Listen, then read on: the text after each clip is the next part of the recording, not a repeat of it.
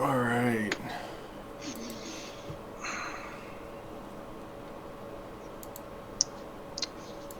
So, Jose, if you wouldn't mind giving a recap of what you guys, just really short, you don't have to get detailed, what you guys did. Oh, if I can find my notes, what I did with it. And Okay. it might be worth a moxie point. Oh God. There's a moxie point on the line, Jose. Okay, so we're still Oh God, where's my notes? I remember most of it, but not like to the T. All right, so we went to go investigate a lead. So we went to the Greeks, Jehovah's Greeks. Yes. The Jovian Greeks. And Yes. so I hack into the systems to find like what the most popular area to go to and the bar. And so what's that bar's name again? See, if I have my notes, I could. It was Haley's Hollow, I believe. Yeah, Haley's Hollow. I am so upset right now. I can't find my notes. Anyway, so we were at Haley's Hollow and we're doing a lot of investigation. I hack into the system to see, like, just basically keep, like, I have eyes and ears everywhere. So that's how I am. And then I accidentally got hacked by 3 different people, and I redirected 2 of them, and people got in trouble for it. And then one of them was a female, came up to us and then started talking to us. Yep, Petrona Vasquez. Yes. And then so she pretty much asked us if we wanted to go with her and talk about our friend that she's looking for as well. And so we went to the room and we started talking because she was showing us a body that from one of the white cons gang. And hey Raphael. Hey. What up? Hey, what's up? So I'm just recapping from last week. So we were investigating one of the White Con's bodies that was his stack was surgically removed perfectly, but his body was dumped in the vacuum of space. So she wanted us to investigate it, and so all of a sudden there was a knock at the door, and they broke in, and there was 3 White Con gang members that started to attack us, and unfortunately I almost got 8. What are you talking about? You took no damage. Yeah, but I took more damage than you did. He took 1 point of damage. That was it. From the knife barely getting through his armor. So yeah. Anyway, so Raph killed 1 dude. Actually, you killed 2 dudes, right? Yeah, I killed 2. And the other chick, she killed 1 guy, blew his freaking head off his shoulders. And so And I lost my feeling on my left arm. yeah, he took a critical wound.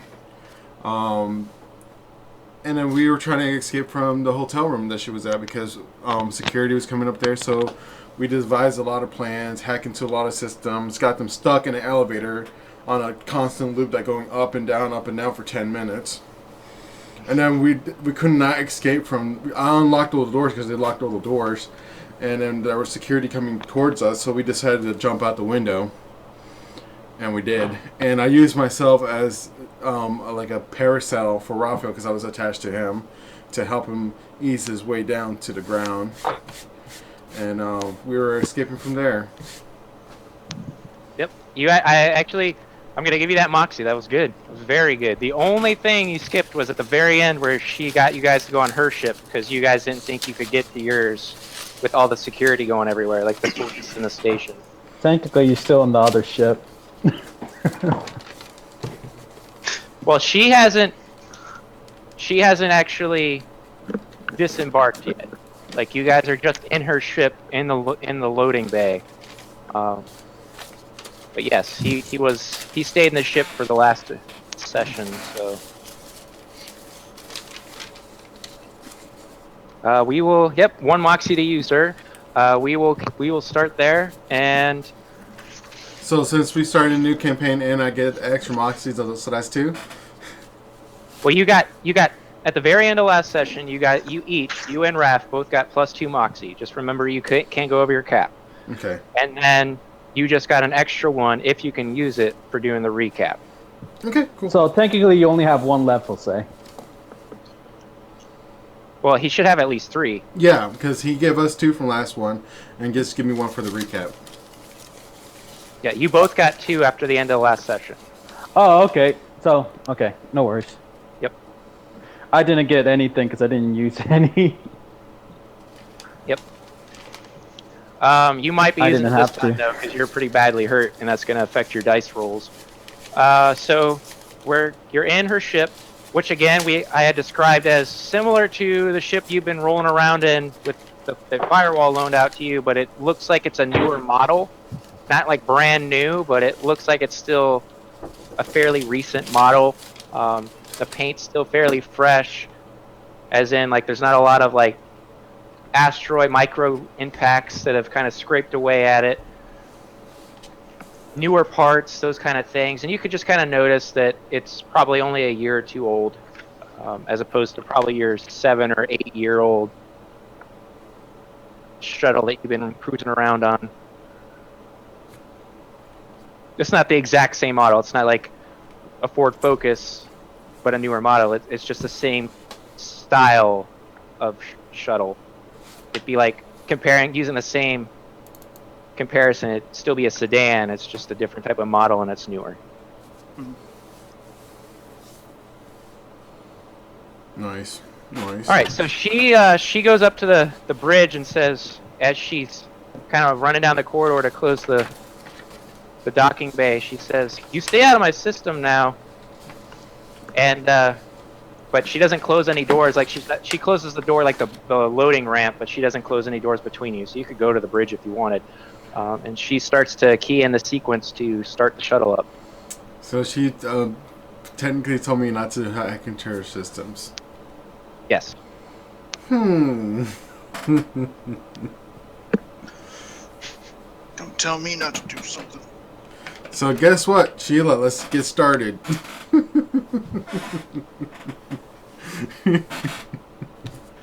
Sheila says, "All right, but if she vents us, you're gonna take a little more damage than me." You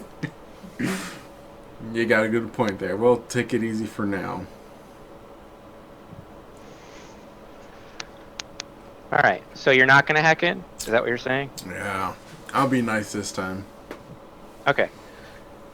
So, Raph, you've still got that pretty big bullet hole in the back of your left shoulder, which has kind of numbed your entire left side, at least arm-wise, and part of your shoulder blade and your chest on that side. It's hard to move that arm at all. Like just lifting it or rolling it causes a lot of pain, but it also just doesn't respond well. It's not even that you're trying to endure it; it just is not responding like it should. So you should swap your bodies out, since we got our clone on the ship. You don't have a clone on the shuttle. I just ran a body out.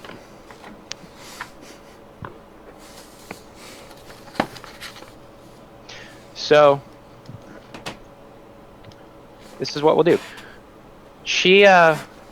She's keying in the ignition sequence, and she's like, "There's nothing that we need here anymore, is there? We can just kind of take off and leave this joint behind us." No, we do have a member of our team that's on our old ship. If you want to come and find a way to pick him up, maybe contact him before. She says, "Another member? What was he taking a nap? All right." He was doing his own mission. He was Better cleaning to our find ship. out. He was finding information on the person we were looking for Then in a different way. Actually, let's use this. Brian, go ahead and make me a research roll. And I'm going to give you a +20 modifier because we're going to assume that your character spent the session doing this. And how the game works is the more time you take to do something, the bigger the bonus. Actually, I'm going to give you a +30. Because they were cruising around for a fair bit of time.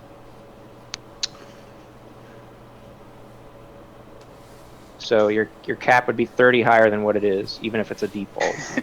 Okay, well, my research is normally 60. So All I'm right. at a 90, and I rolled an 87. Perfect. It's like it was meant to be. So what your character did, what Onyx did last session, is while the others were in Casa Arturo, that's the name of the asteroid habitat you all went to, you were researching any possible way that, because you weren't having a lot of success finding the ship that you're all looking for, that I'd assume they shared with you over the mesh. I'll leave that to them. But you were tracking down Agent Carnelian's shuttle, which your character learned the first session, along with the others, that I forget his name, the guy in the hippie habitat, what was that place? Yeah. That was. Anyways. I know which one you're talking Morteza Bay. Yeah, Morteza Bay. He had gone with her. He had ego casted or forked over to the Jovian Greeks. You weren't sure which asteroid or which habitat or whatever, but they had cast it over there, and he said they had taken a shuttle that she had used favor to get, like she cashed in a favor, and they were looking for a ship in the Jovian Greeks. So you spent your time not knowing which ship it was that they were looking for. You spent time looking for the ship she borrowed, is what we're going to say. And you succeed in finding out that they borrowed a shuttle, which was a top-of-the-line stealth shuttle, like a reconnaissance type shuttle from a local security agency that's contracted out through the Hypercorps. And this was a huge favor. Like this is not something you just say, hey, you owe me one, can you let me borrow this? Like, no, this is a lot of favors cashed in, probably, or something huge in comparison that she cashed in for. The name of the ship is the Kesyra, which is Kesyrah. And the Kesyra left spaceport about 2 days ago, so it would have been like literally right when they got there, doing the time frame, and it hasn't been heard from since, and it was due no later than 12 hours after she rented it, like she borrowed it. So you actually tracked down that the security agency is very upset that they don't have their ship back, and you have been looking into the vector and looking into the spaceport that it came out of. It actually left Casa Arturo, which, by the way, is where your ship is sitting right now, one of the docking bays. And that the ship left on a vector that would have headed towards the trail end of the Jovian Greeks. So maybe a couple hours, if that, away from where you are, because anything after that, there's no asteroids. It would have been open space. So if there was something out there that was trying to hide amongst the asteroids, it can't have been very far away from where you are right here, heading in that direction at least. Because thinking of the Jovian Greeks as like a paint stroke along a wall, you guys are on the far right, and the shuttle headed even more right. If that makes sense, like your orbital stretch of asteroids in the Jupiter orbit is like a cluster of asteroids, like a paint stroke style. So yeah, that's what your character found out. And I'll leave it up to you all to use your mesh contacts, like to contact each other and share information that you gathered.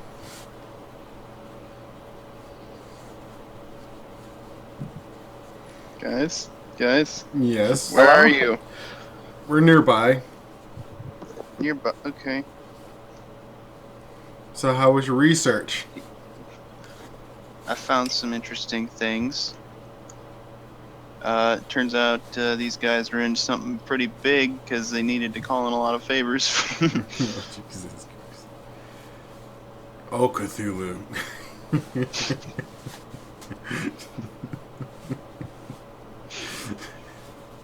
Great Scott. Yeah, your character Onyx would probably have connected the dots here. That whatever she was looking for out here would have had to have been worthwhile enough to cash in a huge amount of favors to at least try and get. So we're not talking something trivial here, most likely. Like this is probably a huge thing. Not as in size, but as in scope of things. So I guess we need to. So where do we need to go to? Well, he knows the vector. So between she's piloting the ship, yeah. So what are you gonna do here? She basically asked you if you had anything you needed to get. Jasper said a crew member, and she says, "Where did you dock?" kind of thing, and you guys basically give the idea, and she says, "Oh, that's not too far away. We should be able to make it over there in a You can short also enough time." meet him halfway or something. If you want to get too close to our ship. Yeah, that's up to you. If Onyx wants to make piloting rolls to take the ship out there. Can you just have it autoplay like we always had?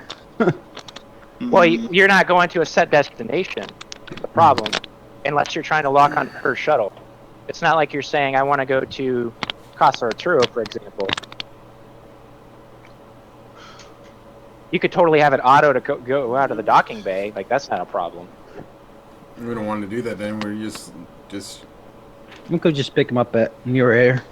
He doesn't have to get off the ship. I mean, he could move the ship. Well, yeah, it's up to you guys. But she says we need to hurry. We don't have much time before they figure out where everyone's gone in the chaos of that escape. Well, we still need to fix my buddy's arm. That's true. But she's looking at like we need to get off Casa Arturo and get some distance here and let things cool off. Okay, but say okay, we can leave here, but we need to go find a place that if you know anybody to go help my buddy's arm so we can get him back to working order, because what's the point of taking him to the next portion of our mission if we can't do anything with his arm? And that's all I say. And that's probably the most I'm going to say in the whole game, rest of the game. The octopus is like, listen, bitch. She pauses and says, and this is going over the mesh, right? Like your basically your mesh comms. And Yeah. she pauses and says, I have a few supplies here on my shuttle that we can use, but there's nothing here that I have like a healing vat or anything that we can completely repair his body. But we should be able to patch it. Would that be sufficient?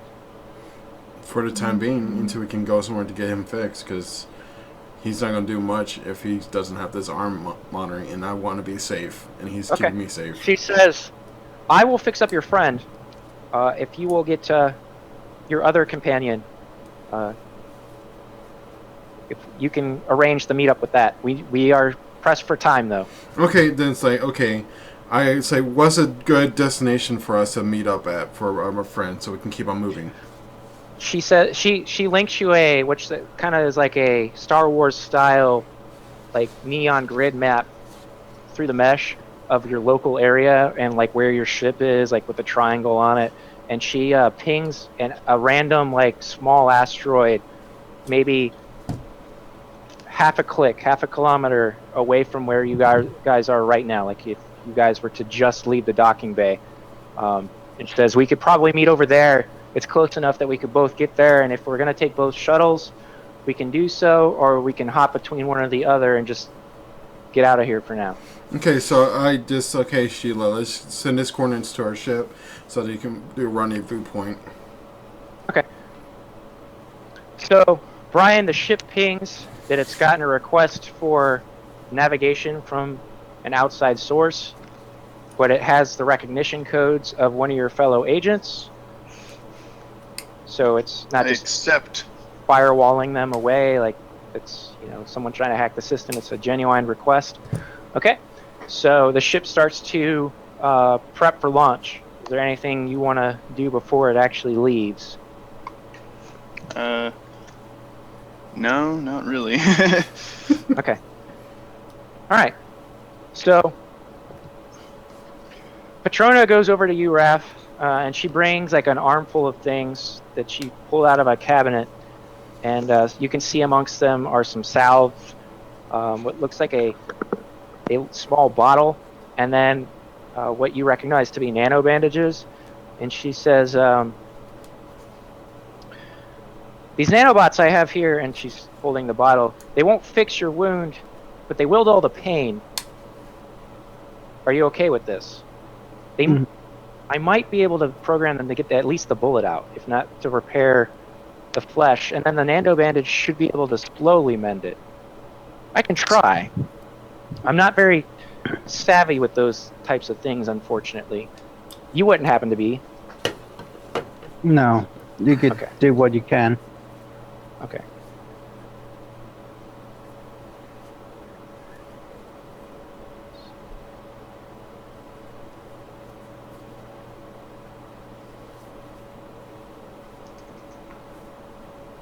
Oh. Wow. All right, I rolled an 11. So, yeah, she manages to get the bots to these nanobots, this swarm, and there's not very many in the canister. It's like an aerosol spray. Like, I don't know if you guys remember the old like Axe spray, the deodorant, or like marker board cleaner, like those little tiny spray bottles. She sprays it into the wound, and it's just a one and done. It's empty, but you can feel like a very, like, vaguely, because again you're numb, and you don't know what they put in there. Like, it should have just been a normal bullet, but you can feel a tug, and like something's getting pulled out of your shoulder very slowly, and probably 5 minutes later, it's not quick, but something like tugs out of the back of your shoulder and like pings onto the table. It's a good sized bullet. And she says, she claps her hands together and rubs them and says, "Ah, it worked. All right, now to clean this up with some disinfectant." And you can just hear her talking to herself behind you, and the nano bandage. All right. So during this time that the healing's taking place, the two ships meet up at the asteroid, and a docking tube is extended. Who's going where? What's the plan? We can leave the ship, our ship here, contact our agency. Want me to them know blow it that we up? left- No. Oh. and let them know where we left our ship at. Okay. Just kind of as a courtesy thing. All right. So we just found a better ship. Yeah. You basically, it's not an immediate transmission, but you basically send through encryption a message to Magnus over on Titan, which is going to take it a little while to get there, where the coordinates to the ship are. And Jose, your character would probably just have to lock down the ship. Yeah, Make sure that they. I put them up due to lockdown, so it's especially computer based, and if they gotta. okay. Just give me an interfacing check, and then we'll go on from there.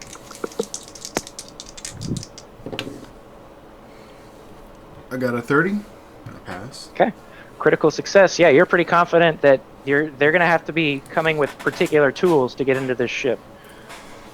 You set it on like a low profile, like minimum burn, so none of the high energy systems are running. It's all on standby, so it's not making much of an energy signature. So someone that's looking around, they're not going to notice it unless they get very, very close. I want to do like an active ping if anybody does interfere with the ship, that I'd be notified through Sheila. Okay. Make me a programming check.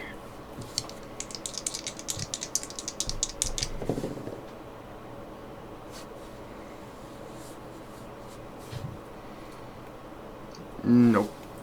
76. Ain't gonna happen.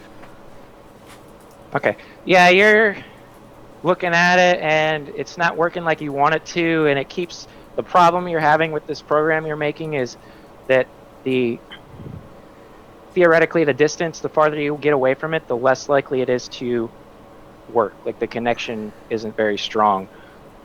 And you get frustrated with it because your character probably doesn't want to spend too much time on it, so your character just kind of gets frustrated and stops. And Sheila's like, "Oh, that's too bad, mate." Yeah, I know. Bastards. All right, so Damn you, Window Vista. Petrona greets Onyx when he comes onto the ship, holds out a hand, says, "Welcome." Petrona's in a biomorph. She has a vac suit on right now, and other than her face, you can't really tell. She's not in a what are those called? Splicer morph. She's either in an Exalt or Olympian. You can't really tell because of the vac suit right now, but she is in just a standard biomorph with probably physical, if not mental, augmentations that would come with being in an Exalt or an Olympian morph. Just for a visual reference to who's standing in front of you. She looks you over and says, "Awfully quiet, huh? Flex spot, that's something. That don't see those very often." He's really quiet. I forgot to mute my mic. I muted my mic. Yeah, it helps get me places. She kind of grins and just says, "You all are an interesting collection of individuals. Stand out in a crowd, I dare say." Not me. I'm always camouflaged. You just hear that like down the hallway from like the PA. Just not me.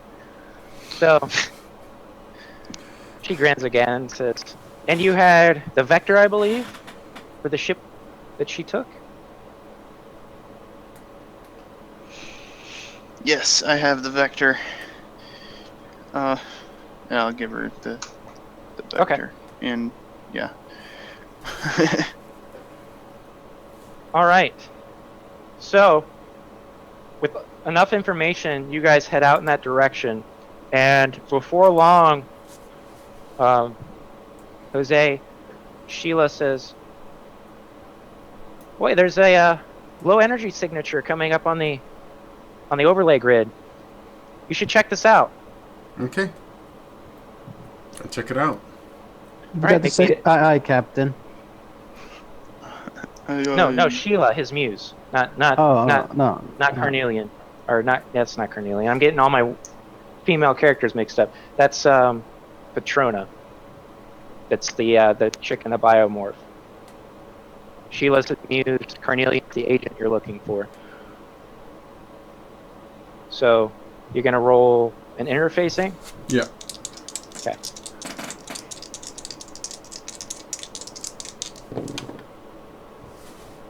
Are you serious right now? Are you that serious right now? That sucks. I got an 88. Out of 85. Critical failure. I can do nothing about it. What's your My interfacing is 85. So if one person helped you with the +10 boost, because they're not really doing anything. Yeah. So we could say that I can help you. Brian's My interfacing character- 60. Yeah. So yeah, you just manage to work together and coordinate it. It is really low. Like this signature is even lower than like just as a math, like just a basic math kind of concept to this. Like your ship that you just left on total, like the minimum energy readings, like everything on for low profile. Let's say it had a value of like 10, just as an arbitrary number. This would be like 0.1. Wow, It's there's like- Orders of magnitude. Yeah, it's significantly lower. oh god. And Let's go check and- it out. I actively tell everybody like this is what's going on, and let's go check it out. Patrona is on the bridge, and she looks over and she says, "You said it was a stealth shuttle?" That's what we heard. Yeah, the shuttle that they got was a stealth shuttle, and they're looking for it again. She nods and says, "That's got to be it then." She whistles appreciatively, like, wow. I whistle And back. sure enough, 10 minutes later. No. So, sure, on the horizon, just past a decent-sized asteroid that looks like it's been hollowed out through mining. Just inside of like that concave shape on the far side of the asteroid from mining is this sleek, black, reflective shuttle. It's got these here. Picture time. It's picture time. Oh God, I've been seeing Captain. I know, because I had them all saved for this session, and yeah. Yay! Picture. We've been just listening to an audiobook this whole time.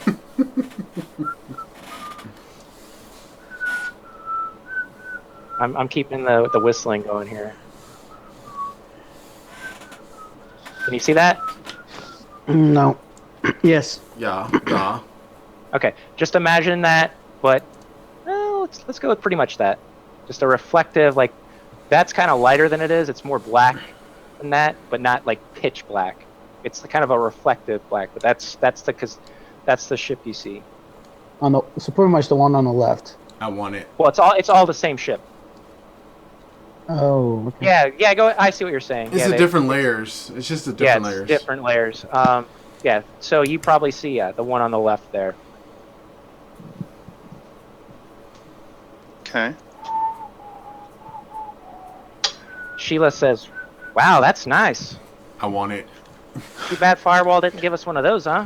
I know. Do want. I would have vented everybody out and we would have left in that. Dibs. I call dibs. I seen better. All right. You can have whatever is better. All right. So, how are you going to approach this?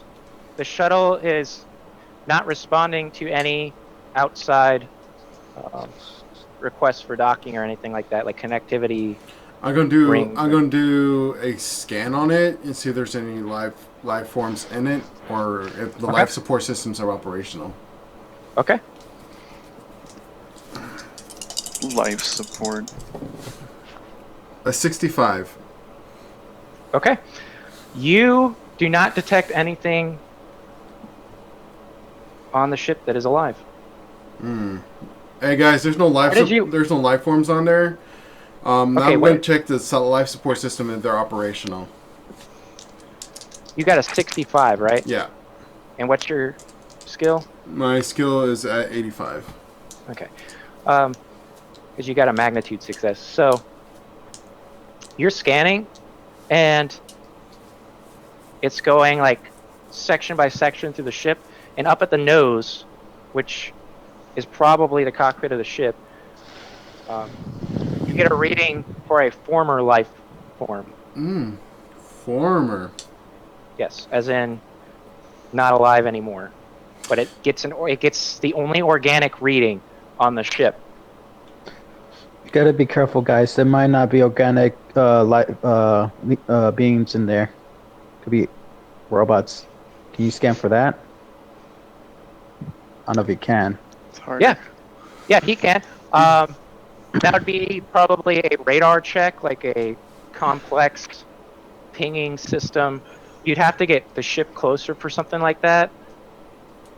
Maybe like a LiDAR check with lasers to detect like density levels and things. How about motion detection in the ship if anything's moving around?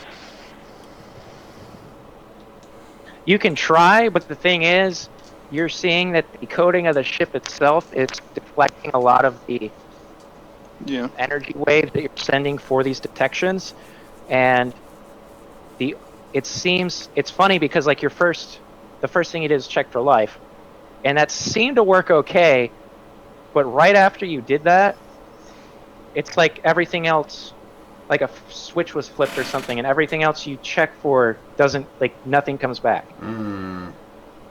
Countermeasures. Don't like it.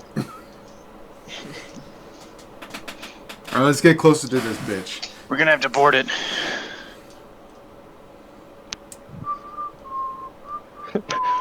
Onyx is just like sitting there making a bomb. Like, I'm so ready for this. I'm ready.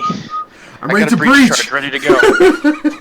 He's twitching like a crack addict. It's like the guy from Atlantis, the Disney movie. The bomb Oh. dude. I never saw that movie. Oh God. No, Or it's no, not, not Mole. The Italian guy. Yeah. Yeah, the Italian guy. Vinny. Benny, yeah. Yeah. Benny. Vinny, yeah.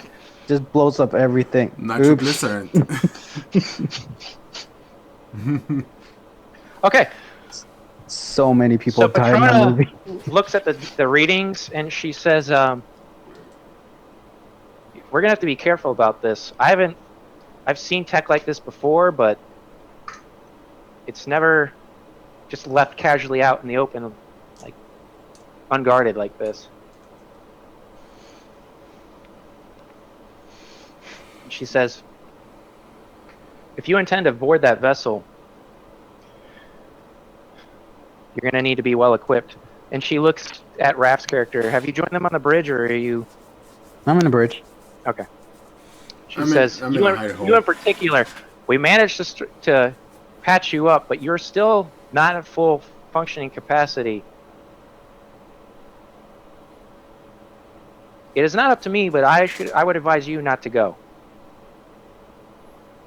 If something should go wrong and they have to get out quick, perhaps you could cover their escape. But Sounds good. I can do that. That's my line. Jose's like, I want to hide. I want to hide. I want to be back up. I don't want to be in here. I need an adult. Well, Too bad. the trouble is, and if your character actually says that, she looks at you and says, unfortunately, it looks like that ship itself is scrambling your readings. You're going to have to get inside to make use of your abilities. Tell me something I don't know. I'm scared. You see, I just inked myself. Okay, well, while this is going on, I want to be researching what the best breach point for this thing is. Okay, I'll that's probably going to be a perception check, unless you're going to use the computer systems. I was going to use the computer. See Okay. if I could find some kind of schematics or something. Or just these many pictures to see if I can figure it out. Okay, I will allow that. How much time are you going to take to do this? However long they're bickering. So 5 minutes. All right. I'm going to give you a -10 modifier, but you can make the roll. Let's do it.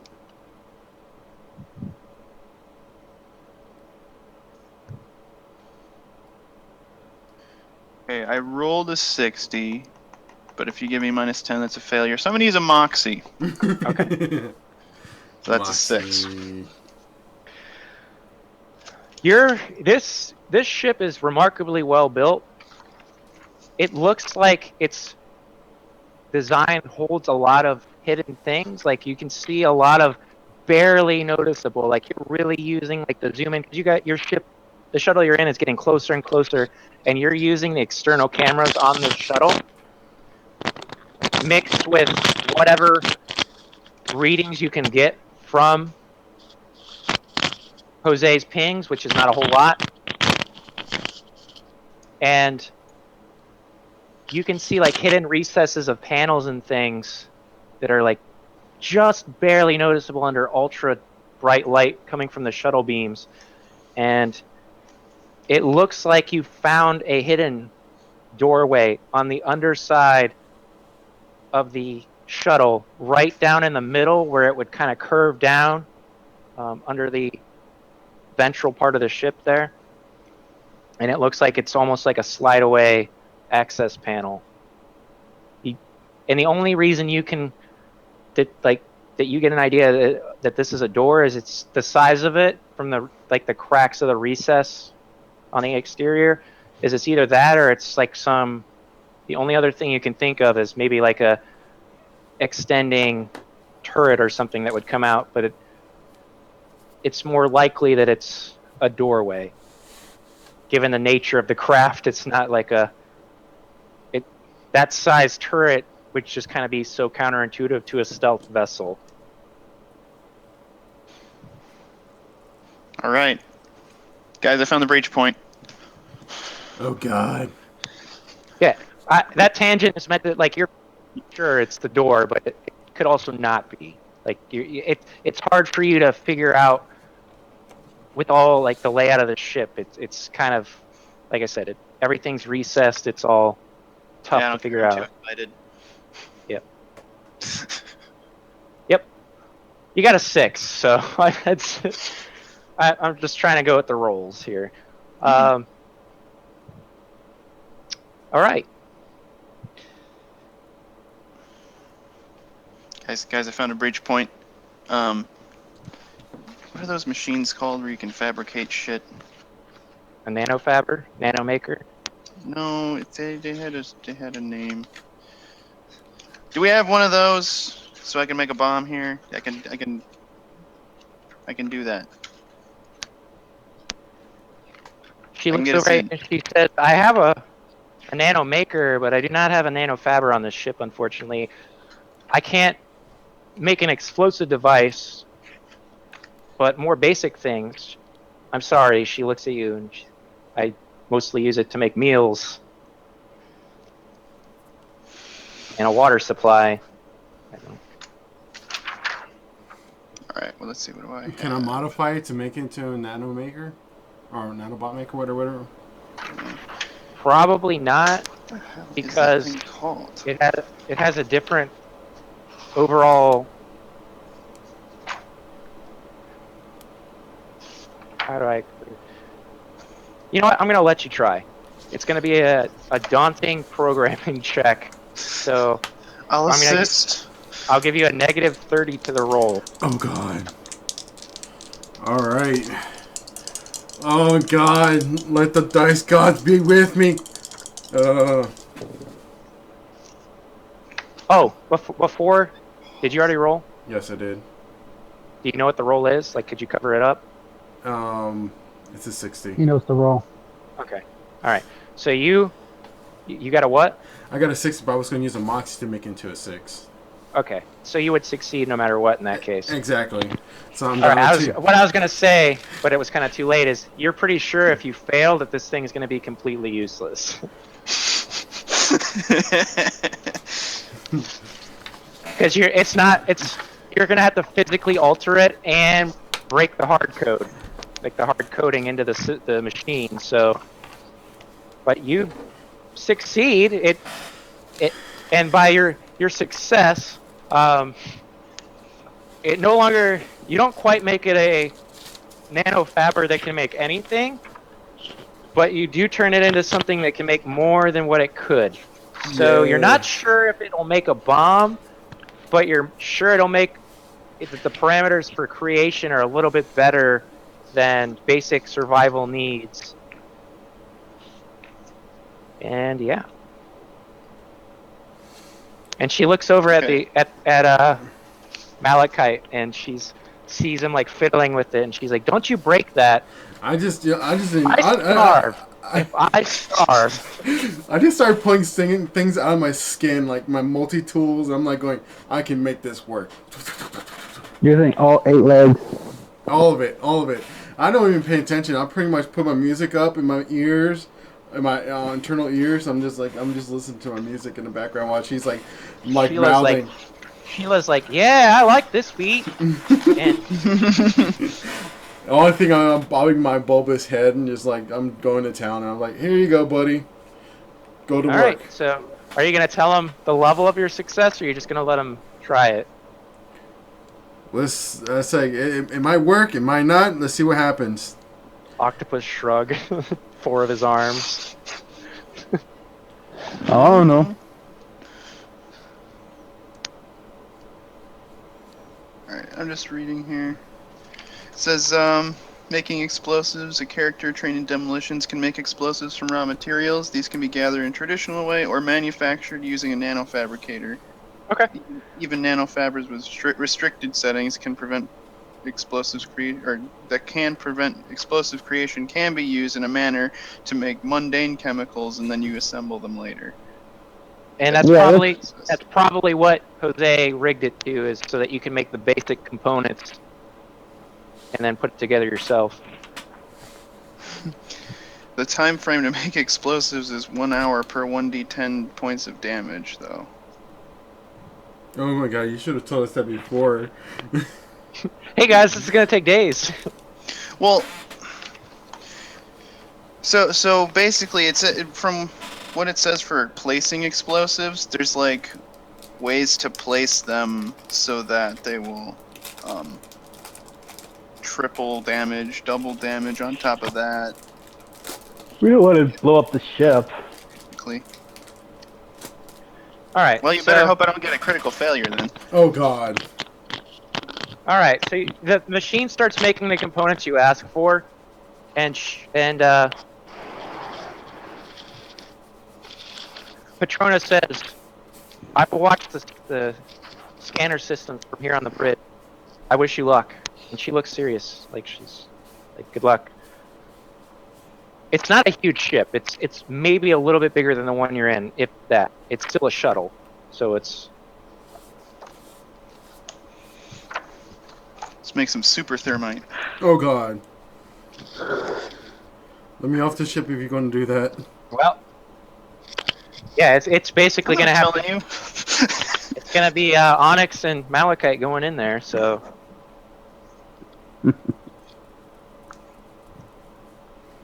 Malachite And Jasper probably just like, gets ready, like probably has like a vac suit set up with like a tether cord to the shuttle you're in, and he watches from a distance where he could be of some assistance. Do you have a pistol? Me? Yeah. No, I don't carry ranged weapons. Okay. It looks like it takes 2 hours to make super thermite. Well, you haven't even gone over there yet, so it's kind of. I'll get the super thermite ready. All right. So while this is happening,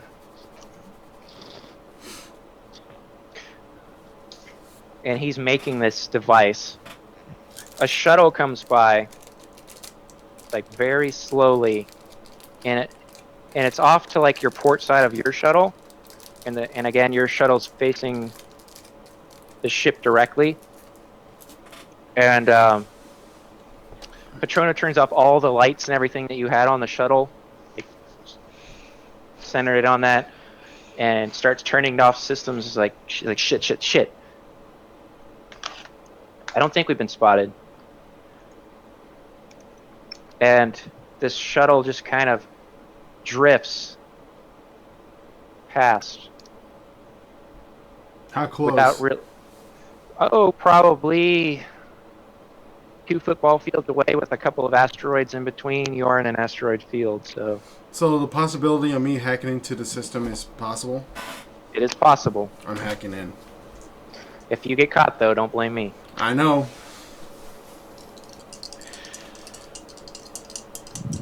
So should I use my hacking skill or should I use my infosec? To hack in, it's going to be infosec. That is your hacking. Okay.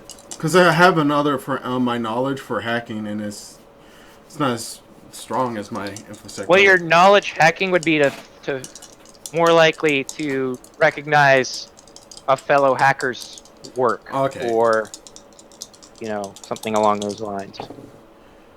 Yes, 26. All right, you hack into the system, and Sheila immediately says, "Stop!" Like just over your mesh. Why? It's that same thing as when we were inside that cortical stack. Stop. Oh, well, never mind. I know what it is, God but I damn don't know it. what it is. And sure enough, you get this wrongness feeling of like something reaching out, like through your connection, trying to grab at you. Okay, then I throw another programming skill to vent the whole system. Okay. That's going to be another infosec and a programming. Okay. You need to do a roll. And you say which one. So infosec first. Infosec's coming first. It's a 41. Okay. And now coming on to programming skills. Which is a 12. So you just barely like vent the program that was in the ship system. Like you just basically delete the whole system. So it's not even back to default. There is no ongoing system in the ship at all. Like you've wiped it. It's gone. So it no longer has any mesh contact. It no longer has any external communications. And yeah. Nice trying to pilot your ship. That doesn't work, bitches. Oh, it still moves. It's still got engines. It just has no communications capability.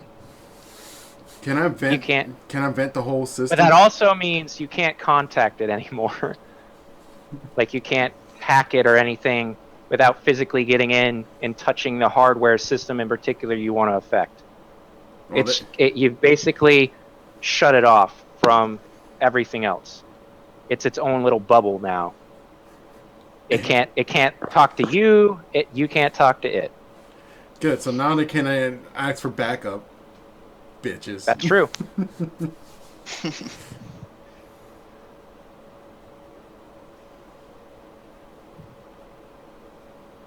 And so since they cannot talk to us or target us, so that means that they have no targeting systems, right? yeah. Well, they have no communications. Yeah, it's just a shuttle. I mean, unless you want to do some further research on it. I'm good. I've done as much damage as I could. Okay. I inform everybody what I just did. Yes, you're gonna let us know. Yep.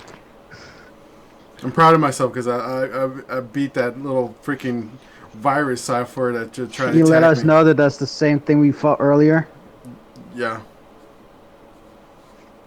Yeah, in that cortical stack that you picked up from the body. It's like, well, I didn't tell you guys before, but when I was trying to hack into that cortical stack, I interacted with this virus software, and I defeated it. I am Omega, Almighty. I am the Cthulhu.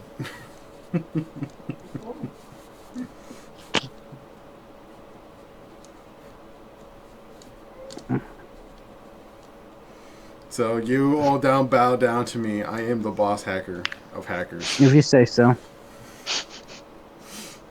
I don't acknowledge it. I stick my technicals in my pocket, my skin pockets. I'm too focused to notice. Yes, and on that note, he finishes with the best he can make of the materials he has. So. Well, I mean, I do have to roll, and I did roll. So my skill is 80, and I rolled an 81. But I have a specialization in improvised explosives. Perfect. Which gives me a +10. So you, like I said, you do the best you can with what you got. I'm trying to blow up the ship while I'm trying to stop other ships. All right. Do you use nitroglycerin? No, super thermite.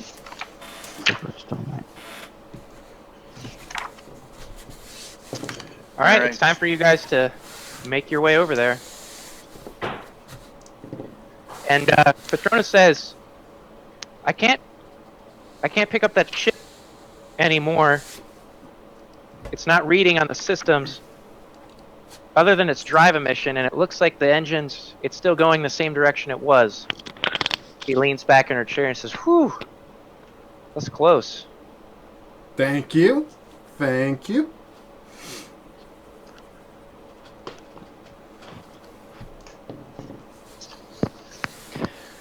She says, "Well,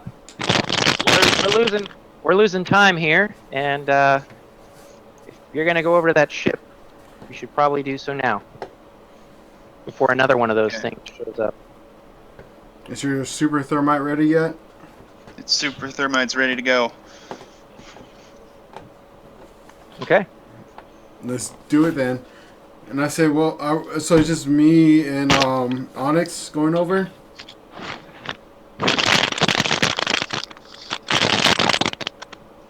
It's up to Raph. What? Patrona recommended that because he's hurt, he may be a liability if things go badly. But then again, he is a melee character, and and as far as effectiveness, just kind of being here, there's nothing he can really do. So it's up to him. What does he want to do? It's his character. I stay on the ship because if you need me, I'm a good pilot still. I can still fly a ship. Okay. Unless you really want me for a me shield. Well, Patrona's also going to stay on her ship and man like the systems and make sure you get no other interruptions or surprises without you guys knowing. Oh, son of a bitch. Alright. I'll it's like I'll... Well, unless you want me to go, and then maybe I could fight that ship. It's up to you. I'm just saying she's going to stay on the bridge, manning the systems, and potentially fly it if she needs to. I'll go with them. Okay. So, Jose's gonna need to get in like a vac suit, right? yes. So is Raph. Yeah.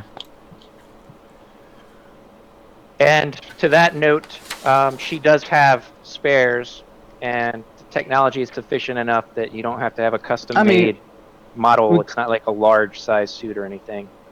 I mean, we could have just took it from our old ship, brought it in. Yeah, let's just assume that.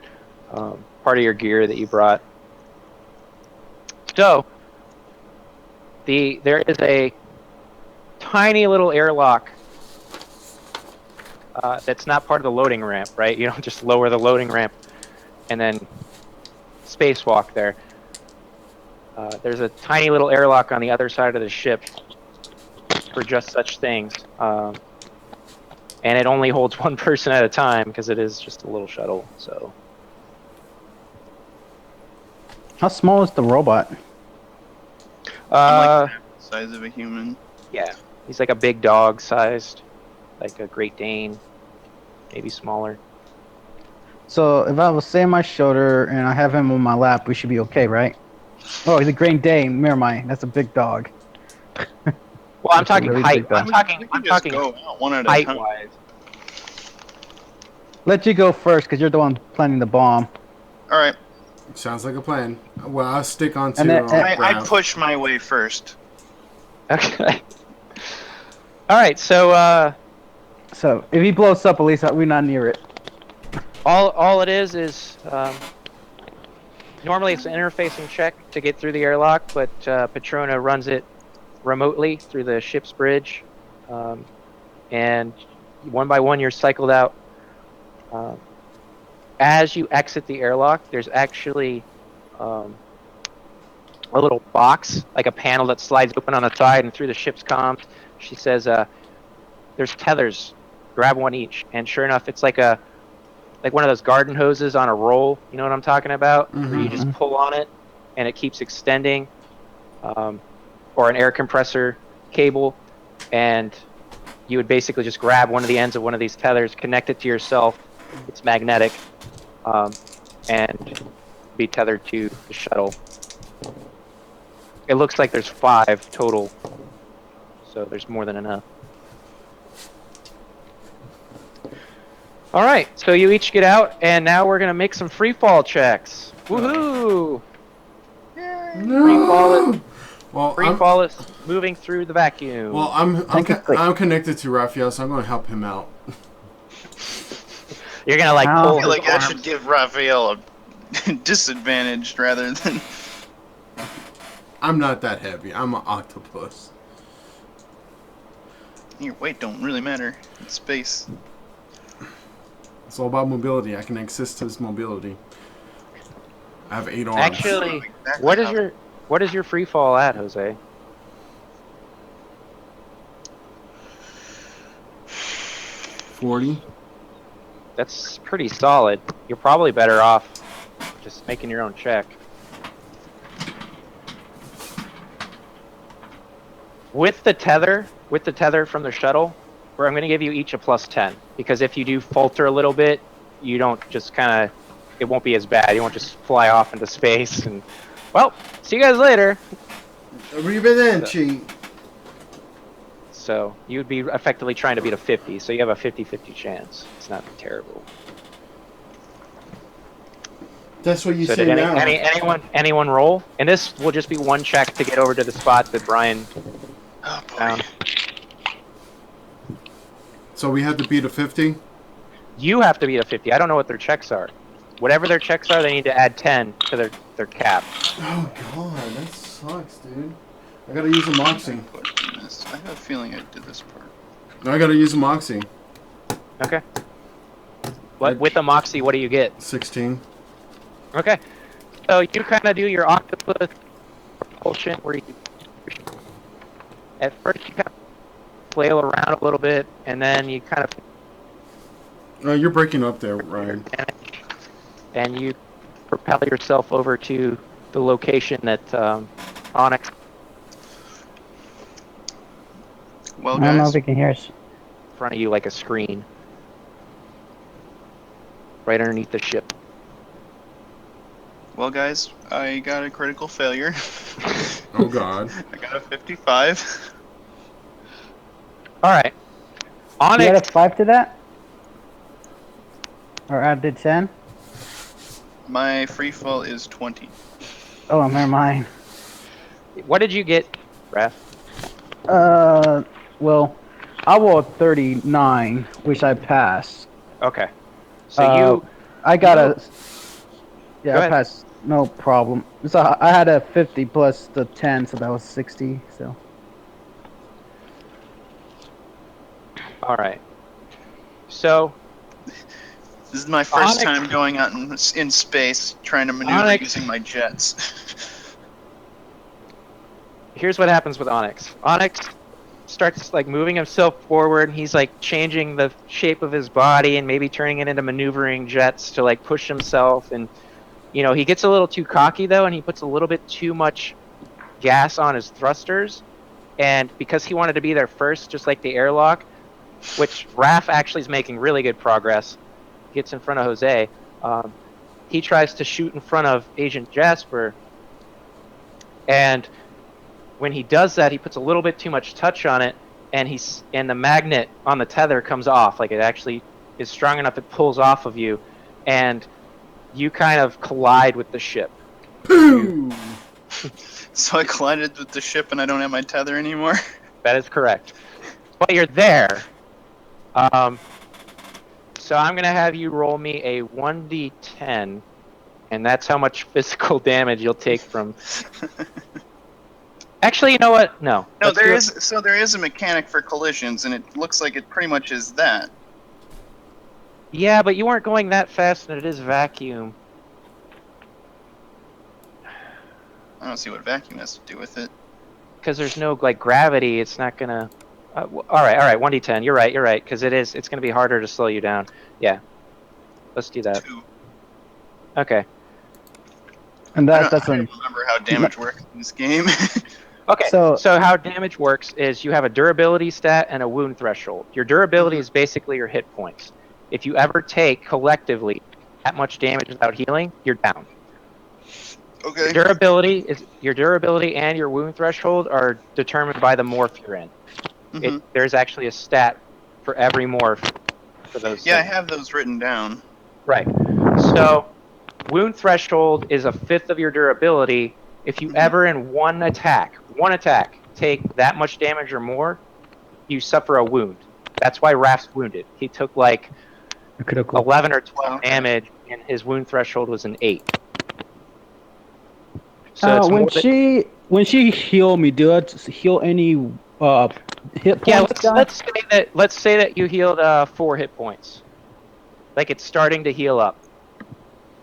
It's been a fairly recent. It's a slow heal. Like that's what she told you. It's more of a patch with a slow heal than like a full recovery.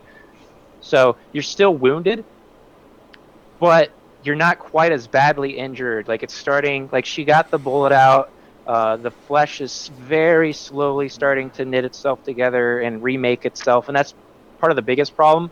And you have a feeling, not a literal feeling, you can't feel this, but you have the mental feeling that like part of your shoulder blade was shattered, like the bone itself from the impact of the bullet, and that's going to take a little bit of time to fix. So 4 points of health onto your Got it. durability. So how does armor play into this? Armor is basically like most games. If I say I rolled whatever 20 points of damage on you, you would subtract your armor for the applicable type. There's kinetic, which is like bullets and things, Mhm. and there's energy, which is like beam weapons and stuff like that. Armor has 2 different values. For any piece of armor, the first Yeah. number is the energy and the second number is kinetic. Mhm.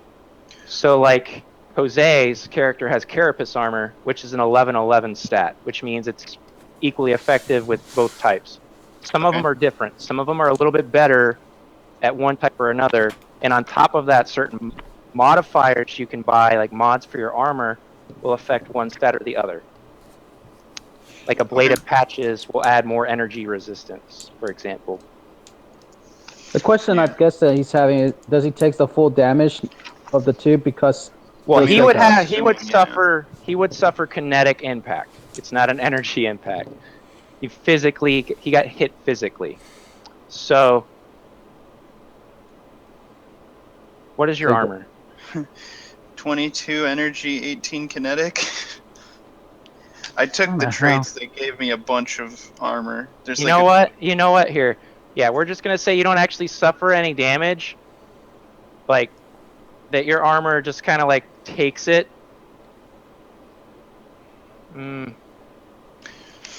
Yeah, let's do that. That's because it was only a 2 anyways. If you'd rolled higher, I would have said just the stopping force physically hurts you, but no, 2 points. Let's just keep going here. You just slam into it solidly, and then you thank yourself for being sufficiently armor plated. Good thing I'm not a biomorph. Right. Yeah, I wasn't going. I mean, I was going fast, not that fast. Right. Yeah, you weren't going like Mach 6 or something.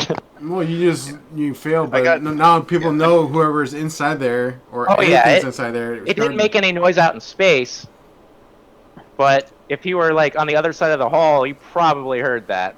Yeah, maybe they just thought it was a rock, space junk hitting the hull.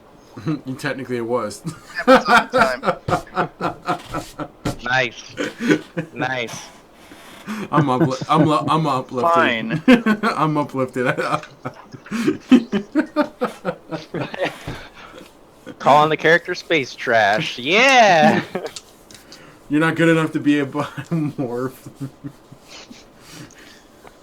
All right. Jose's character's like rookie as you hit the hall. No. All right. Guys, can you get my tether? That'd just be Please. another free fall check to grab it, if any of you want to.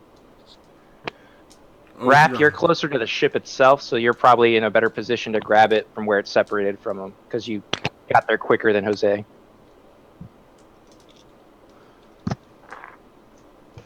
Uh, 000. I guess it's a. That's 100. Yeah. So that's bad, right? No, that's a critical. Oh, that's the lowest crit you can get. Yeah, Yeah. because it's your skill. You're breaking up, Ryan. So, Can't hear you, Ryan. Waking up. sorry, yeah. A 99 is always the worst because it's a failure no matter what, and 100 is always a success no matter what. So, hmm So it's a critical success. yes.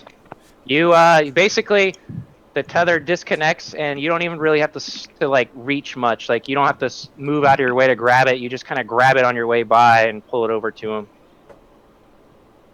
Thank you. I thank you, sir.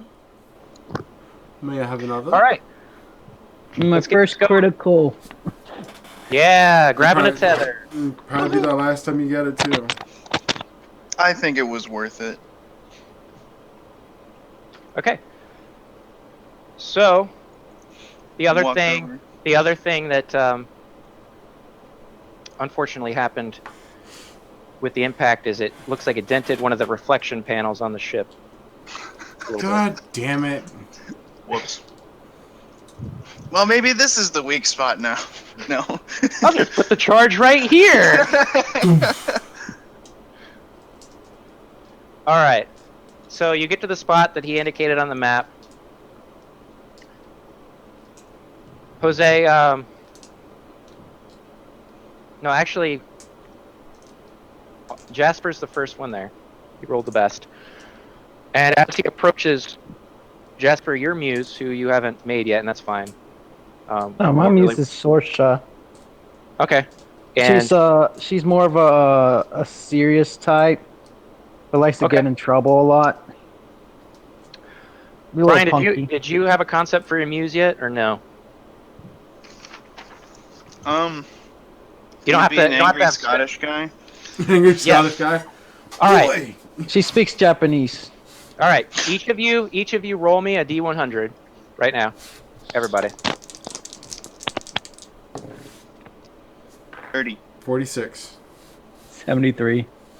Raph, you got the highest. Pick one person. That person is going to play your muse, not me. One of the other players, Oh God. and it can't be yourself because that's just weird. Okay. I'll let Rat be my character. Okay. You gotta be Section because it's you gotta be spunky. Oh, Serious man. a lot of time. well, you said super And serious. Japanese at the same time. You don't have to speak Japanese, but that's what she This speaks. video is going to offend so many people after this. Oh God. So, Brian, you're going to be his muse, which means, Jose, since you're next, you can't pick Brian to be your muse. Brian's only going to be one muse. Okay. So So I thought you was his muse because you always did his. You can That's just have, fine. and then you That's- can just have, and then you can have That's Rat fine. I'll be Jose Sheila be his for the rest muse. of this adventure. That's fine. and Jose could be that Scottish guy. Okay? bloody All right, hell. So, Brian, you're his muse. And here's how we're going to do this.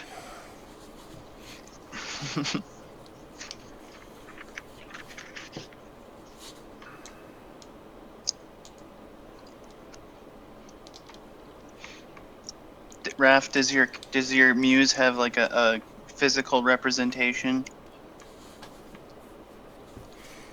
that I could use as reference?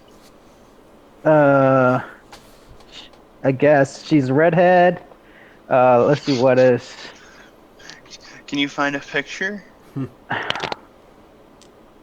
ever saw a movie called Willow? No. God damn Let's it. say that's Sorsha. Okay, I'm gonna look for it. I'm gonna look for it. Thank you. I'll look for it. All right, so I just gave you the information to convey to him. You don't have to read it. Please don't verbatim, just the general concept, however you want to approach it. And I'll do that again for Jose, since you're both on Steam to play your character as well. That way, I don't have to just say, "Hey, say this," and then you just parrot me. That's dumb. Like over Google Plus, I mean.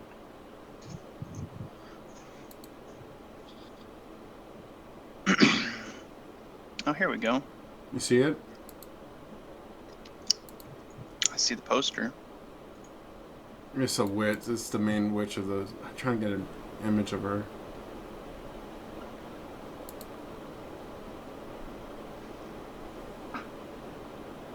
She's a combat type, I guess, more like.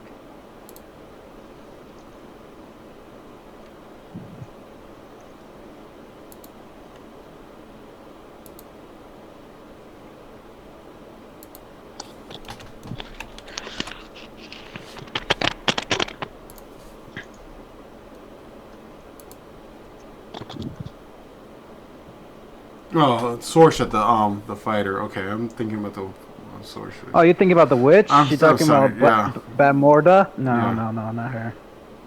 Sorsha. I remember. It's been a long time since I've seen the movie.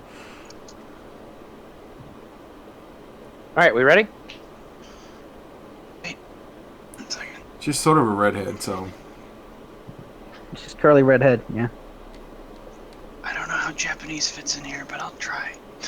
No, she, Don't she just, don't do it. We're just gonna end up offending people. If you're not confident in it, just You don't have to speak Japanese. She just speaks Japanese. She doesn't have an accent. She's, when she talks, that's why I hear. Saying spunky. That's funky, serious. so. Jasper, as you approach this panel that Onyx had pointed out before you all took off for it. Indenting the ship. Yep.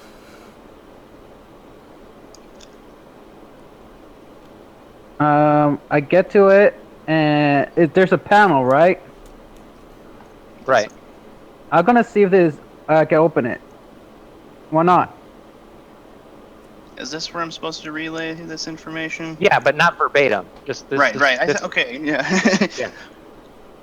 All right. Let me read it over here.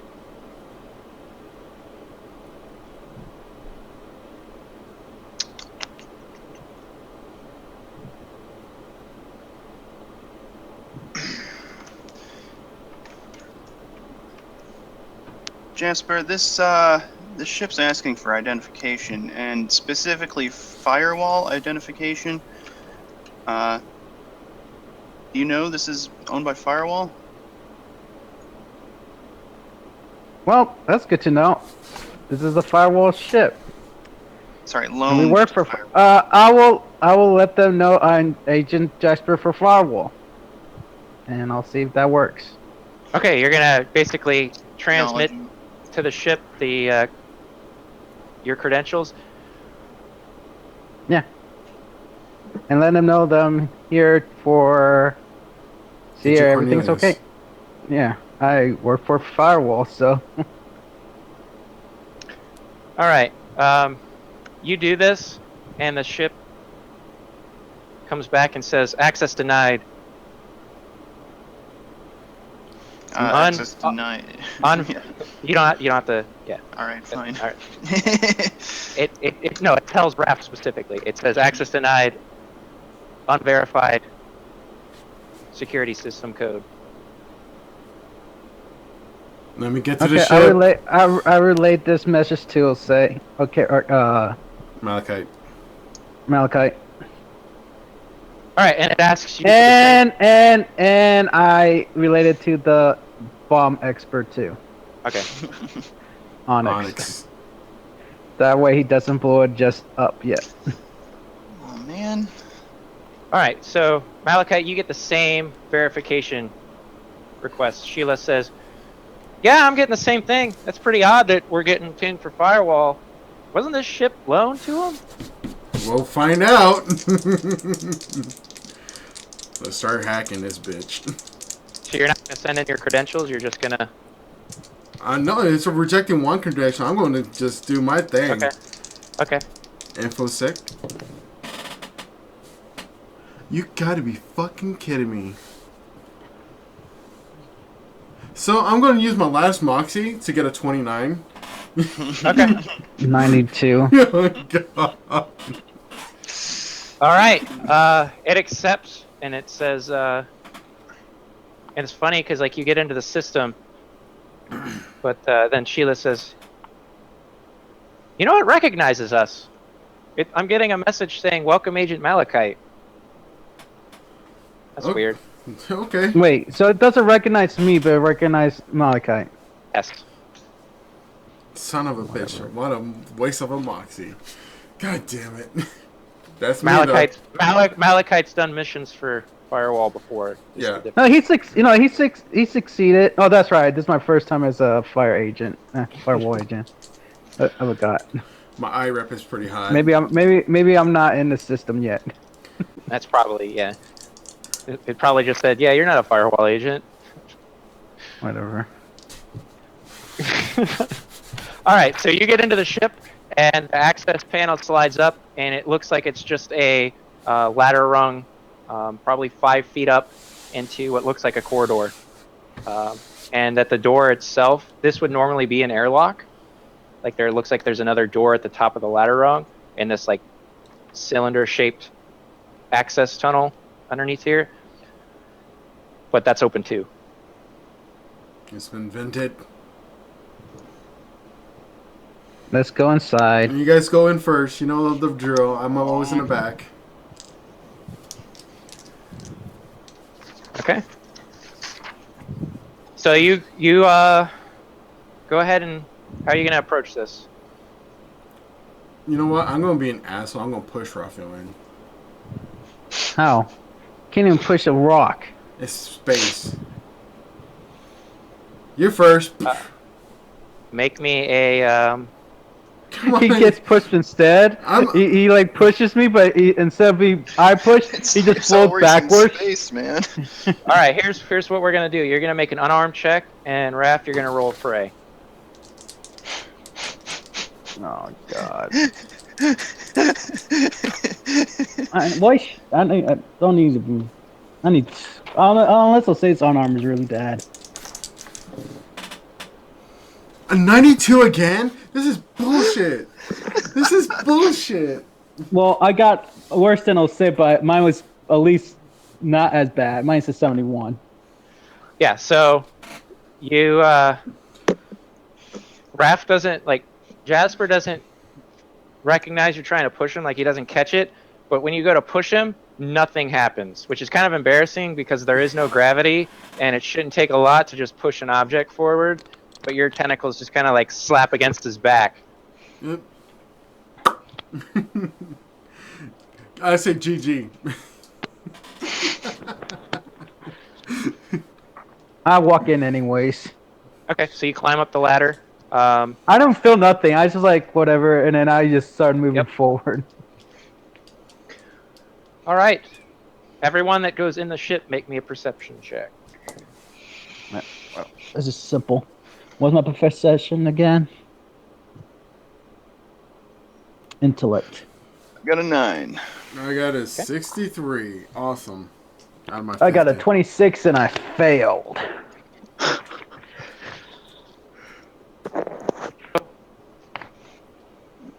Jasper goes in first. He doesn't notice anything out of the ordinary. It's just it's just our main hallway. You know, you can see a couple rooms with the doors closed off to the sides. They look like they're security locked. Did we go through like an airlock or something? Yeah, but it was open. Okay. It was already open. So you guys are just floating in a hallway right now. Okay. Like all you opened was the actual outside hatch. That was it. So there's no gravity still? There's no gravity. Okay. So the only one that passed, right, was Onyx. Onyx looks around, and he's looking, and down the corridor, everything looks fine. Like everything, I mean, there's sections that are with locked doors and everything, but it doesn't look like anything's lurking around. However, all the way down at the end, the door to what looks like the bridge or the cockpit is open, and there's like a faint red tint to the area around, like the air, like, well, there's no air, but like the area around that section of the ship. Okay. Just the air. I'm going now, since I'm in the ship, I want to hack into it to turn on the systems. Okay. It's even on. Well, we can't really see in there. It's dark, and the only thing we see is a hint of a red tint. I don't know what's going on, and my first reaction is to hack into any system. So, besides the other chick's ship, but that's another story. And I got a 52. Okay.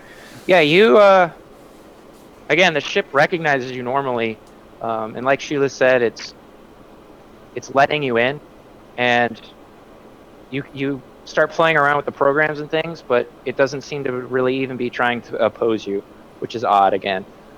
But What are you turning on specifically with the ship? Well, I'm turning on first of all, I'm closing the door so we can actually Okay. get oxygen and get all the systems back up to normal parameters. And Can we just call firewall and let him know what's going on? You need to have if you turn on the ship maybe, but not like from a personal comms, because you need to send an encoded beam message to firewall. Like it basically be like a long distance transmission.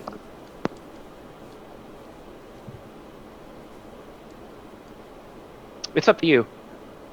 But he turns on the atmosphere, like he starts powering on the ship. The door cycles closed. There's like a hiss as vents start pouring oxygen into the room, into this tunnel, and you are slowly pulled farther and farther towards the ground. But it's not like a hard pull. Like there's still like microgravity kind of thing, where you just almost nothing. Your feet can touch the ground now. And then this mist that had been kind of hovering towards the end of the hallway just drops, and there's like this almost splat sound as it just kind of lands on the ground. Great, you just dirtied the ship. You don't know that.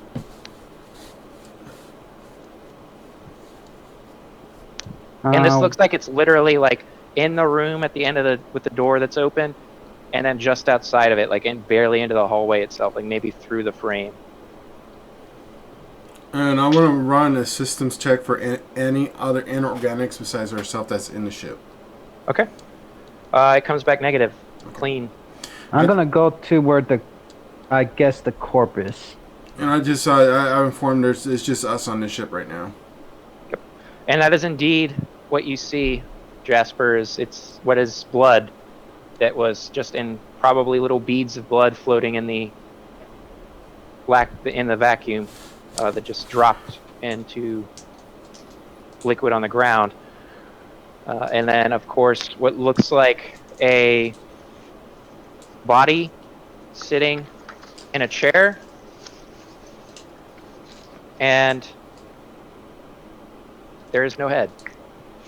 That much you notice. It looks like it's in like the crash couch webbing of the pilot's chair. Is the cortical stack still intact on the neck, or does it completely It's also gone. Yep. Okay. Oh, bitch. What kind of body is it? Or is it in a suit, or is it? It looks like it's in a vac suit. Is anyone else gonna follow him in there? Yeah. Okay. Investigate. Yeah. Go ahead and investigate. What's investigate? Intelligence. With plus 20 bonus from each, like 10 each from them. So. I fail horribly. Yes, I did. Okay. Yeah, it's 52. dead. I don't dead- find Dead it's a person. dead body. Yeah. Dead body. Go ahead and roll. Anyone else? Here we go. Why not? Got a 90. Moxie, make it a 9. Both of you are like disturbed is the problem. Like you're trying to focus in on details, and this is just like kind of grisly. Like you kind of knew what to expect, but all the same. I guess I can So- Moxie. It's a 25, right? Or 52? Yeah. And you did give me Wanna plus Moxie? 20, right? Yeah. Yeah, I'll do that. I Okay. use Moxie. I don't use Moxies at all. Okay. So you're looking and looking, and you kind of just decide to stomach it, and you peer in closely, and you notice that it has a vac suit on, and the edges of what look like a rubbery black plastic around the neck that would have probably gone up to the helmet are torn and frayed, and the neck itself, you're looking closely, it looks like the neck was twisted and ripped off. Like the head was twisted and ripped off the neck. Okay. Like it's So like I guess- mangled and It's a. Can I see if there was like hand marks, claw marks, or? that ripped the head off? Well, the head's gone. It's the problem. Well, I mean that's what I'm saying. But anything in the body, like, can I see like metal shards or anything that's just took the head off? Like, yes, I'm as trying to you're see- looking, like for the first time, you're noticing you don't see anything else other than like the neck's been ripped and the cortical stack's gone. You just have like half the neck spine sticking out of like a hunk of meat and twisted skin and what looks like vac suit. But underneath, as you're looking, like that kind of drew everyone's attention when you walked in. Here's this headless body, but a lot of the blood there's a lot of blood in here, and a lot of it is pooled right underneath the chair. And you know, from that kind of attack, it would have been sprayed, and this is just kind of pooled. And when you look to why, it looks like in the seat itself, it looks like the thigh muscles were carved off of the body. Oh. her thighs were cut off. Yes, like if you were looking, again, this is grisly, right? But if you were sitting down and looking down at your thighs, like you have your thigh bone, it looks like someone took a knife and cut right along, like halfway down to the knee, and then peeled each piece of the thigh off around the bone on each side and just took them. Somebody was hungry. Someone took the thighs and her head. Maybe Maybe But someone looks hungry. it's a male. It's a male body. Oh. Maybe he had nice legs. Zing! Was I'm it just cut gonna go- nicely? I'm gonna go Or was ripped off? The thigh. It looks like it was carved off. So like, With a knife. yeah, with a knife, just kind of like, not like precision cuts here, not like you saw with the body on the table. This is just kind of like sawed off, Okay. like ragged chunks of the skin, not the meat, but the skin are hanging off the sides, and there's blood that's just soaked into the chair and all over. Anyways, off the same investigation skill, you're pretty sure this is Morteza Bay's morph.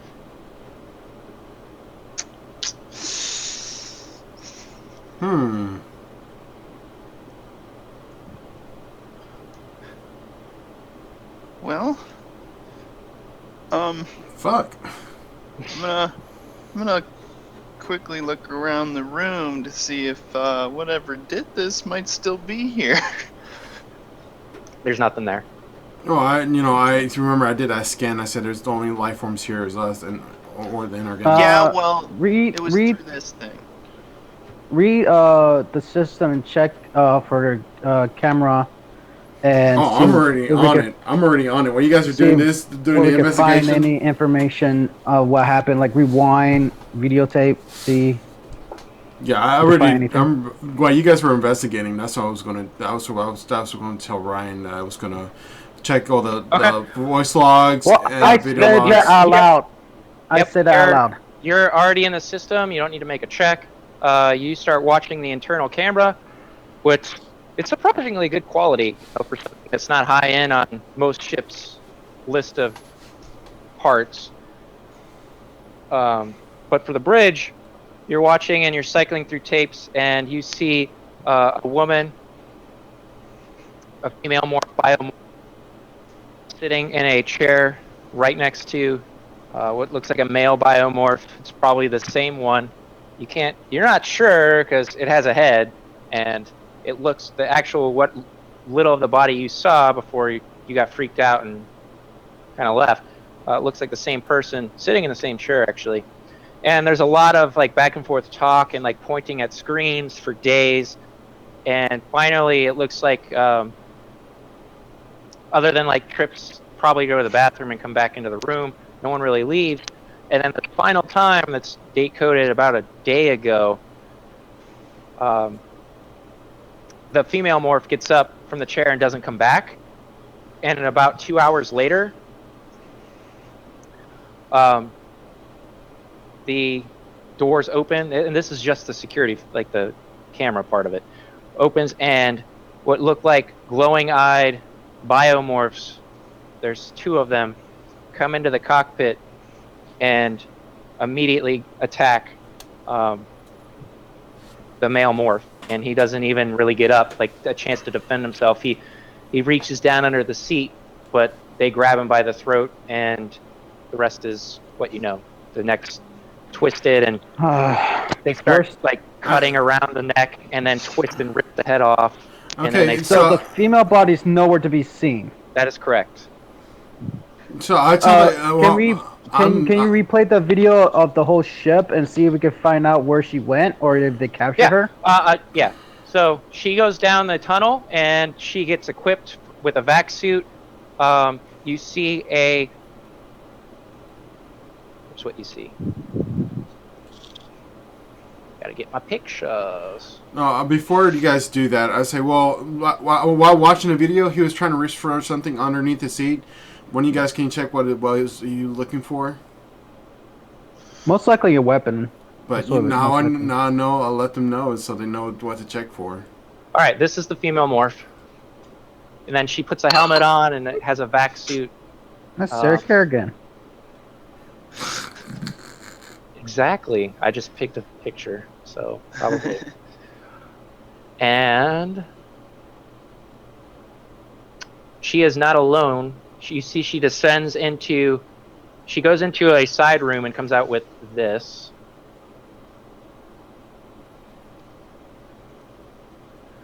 It looks like a thin robotic creature. It's about human-sized. It's just very thin.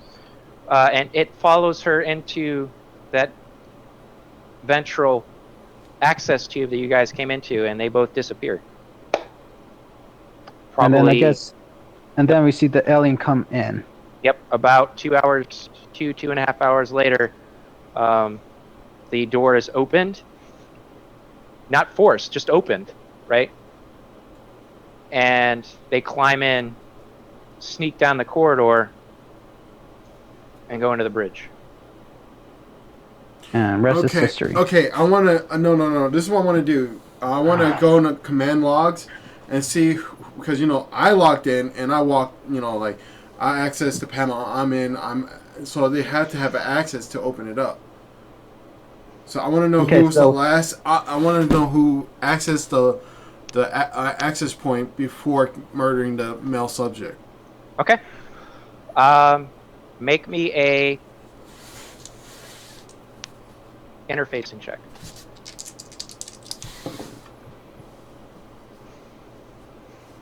100. Okay. There can be no mistake with your critical success. You would be doubtful at first, but you double and triple check this. The system reads it as Agent Carnelian comes back into the ship, and she most definitely does not. So they killed her and took her access, and... Or maybe she let them in and he was screwed. Are there any external cameras? Yes. Okay, I want to access the external cameras to see if she was around. Right. So the time. ship. Here's kind of the eerie thing, right? So that ship that flew by that you messed with is the same ship with the same codes from. It looks like an ancient shuttle that's been missing for probably 4 years. Just kind of went off the grid. It comes up to the Cassira. Broadcasting firewall encryption codes, and it's allowed access, and those two individuals come onto the ship through the ventral door. So pretty much the ship comes to the side and then they get in. Okay, go 2 hours back and see where she went when she left the ship. Okay. Yep. So you do that. You rewind it further, and you see that just barely, because she's very small and she's wearing fairly similar to what this ship is coated in, reflective coating, and she actually disappears from view after a while. Like even this ship's, because she's small enough that even she gets far enough away from the extended. Sorry, I keep burping. Sensors on this ship, like it's a good sensor array. But she takes what looks like a gas backpack, like a low profile, no thermal emission, like a cold gas kind of setup there, like just shoots cold gas, and that's how it propels itself. With the creature, she holds on to it, the robot rather, and propels herself into the asteroids. Actually, the same direction the ship's pointing. Okay. Let's do this. I'll let I keep forgetting your code name. We'll say Malachite. Malachite. To go get all the information we got and send it to Firewall. I have Onyx look for anything that we might find on information on the dead body. Maybe see what's under the chair or anything about the guy. And I'll just check around for anything else around the ship. Okay. Really, all you find is that the morph was. It looks just like a plain splicer morph. A lot of people use them. You find details that it was probably on ice, as in it was probably, loaned out or something similar. It had recently been in cryo, basically. It hasn't been being used for years or anything. It doesn't show signs of that. Any form of identification or anything, you can't really find any. Looking around the ship, using Jose's codes and things, you get into almost every room, and there's really, there's what looks like these are side rooms with like armory. There's an armory room, like it's like the size of a walk-in closet. It's got a variety of weapons laid out, survival gear, and another what looks like just like a utility closet with crates. The camera showed this is where the robot came out of it, and it looks like there's a terminal panel for charging objects in it. And it looks like there's an open crate where maybe the collapsed robot came out of, just laying on the floor. The engine room, it's an engine. It looks pretty nice. There's not a whole lot here, but the odd thing is this was all just left here. Yeah, that's odd. Unless the guys who attacked didn't want the ship, they just wanted the guy. That was it. Then they did nothing else but kill the guy, right? Yep. They didn't try and open any of the other doors. I want to do a systems check to see relate this to our friend in another ship. Yeah. Let her know what's going on. You hear like an intake of breath, and she's like, "Shit, they're not playing around. We better be sure we make a decisive strike here. Otherwise, we can expect more of the same." We could go after them, but at the same time, we want to know why they didn't take the ship and why only kill the guy.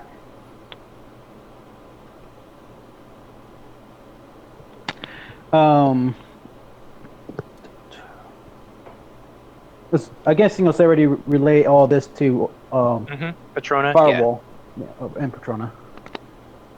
I know it's going to take time for Firewall to get this, but yeah, you're just being safe. Yeah.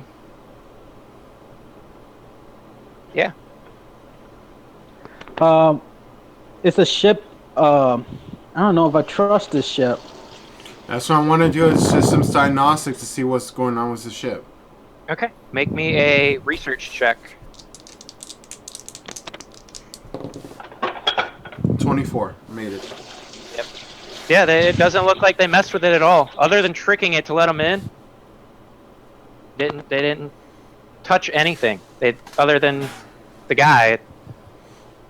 I want to check to see how much power cells and what's the readouts are, and see how functional the ship is. Okay. When she left the ship, like beforehand, when she left, they set it onto low, like the same setting you found it in, to intentionally stay low profile. There is no audio in the ship. You can make me a perception check on like conversations they had if you'd like to try and lip read, but other than that, there is no microphone. Okay, And I'm gonna try. I'm gonna try. okay. Actually, yeah, kinesics or perception will work. 14. So I would either way. Let's do kinesics. It matches better, and you succeed. So, one conversation and note is you catch like before she leaves. Morteza Bay saying to her, "Are you sure you want to do this?" And she responds, "We need to secure the artifact."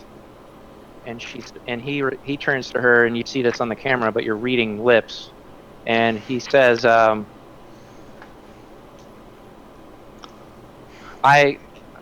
cannot go in there.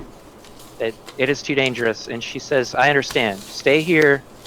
Keep the ship ready to leave, but also under the radar." And he nods and says, "Yes, I will do that. Are you sure? You're only going to have that robot. Do you trust that man enough with what he made?" And she says, and she see her smile and say, "Oh yes, yes. We go back." And she, like, when she stands up to leave, she like grasps him on the shoulder and says, "I thank you for getting me this far. If we succeed, transhumanity will have done a great service. It's one less Titan relic to worry about." Titan relic, huh? Okay. Yes, But that's who's dead. Who is he again? Morteza Bay. Morteza Bay. He's the pilot. Remember when we went to that one place to seek him out, and he told us that all he can remember is like coming back because he was killed twice technically. He got killed twice. Yep. Because remember they He was a kid, right? Or whatever. Yeah, it he was. he was that guy at the greenhouse. Ah. That habitat with all the trees. Yeah. He was really, really scared of us. Yep. And you did a Well, juggling. you can't really blame him after all this. Now that you know what's gone on. He's got his head ripped off twice. Yeah. I'd be freaking pissed and scared too. By the same people, right? Yep.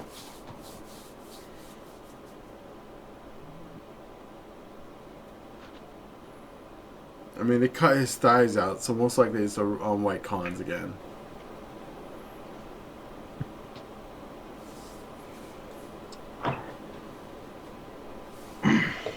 So somewhere around here, the artifact is around here somewhere. Yes. There's two things we could do. You know exactly. You already know from last session exactly what they came out here looking for. The ship. Yes, the Sonkai flower, which is it's the White Khan's ship.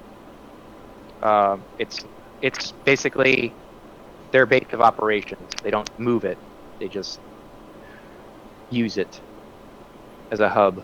Well, apparently they used it to. Well, not the ship that approached was not the Sonkai flower. Okay. The Sonkai flower is a huge, like a space station type of ship. These are just little shuttles that you've been dealing with. Okay, and I completely. Yeah, I actually. We could do two things. We could search around outside of the area. Or. Froze. He's muted. His microphone's muted. You got muted. I don't know how I mute myself. We could leave the ship here, use the other ship we have, and search for that ship that we counted earlier and follow it. Or we could search around here and see if we can find the artifact. I mean, it had to be close by. All right, so. Yeah. It's up to you guys. That's what I suggest. I'm up for game. I want to see if we can use this ship to go investigate. That's why I want to know how much power cells are left so we can use you it. have until 2, right? What time is it now? 12:30. One? You have until 2 or 1. I could do 2 today. Okay. All right. So, yeah, you get a message from Patrona, and she says,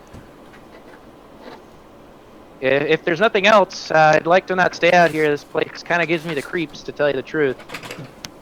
Me too. What we could do is give Firewall the location of this ship as well. Lock it down, I guess. We need to And destroy then- the evidence.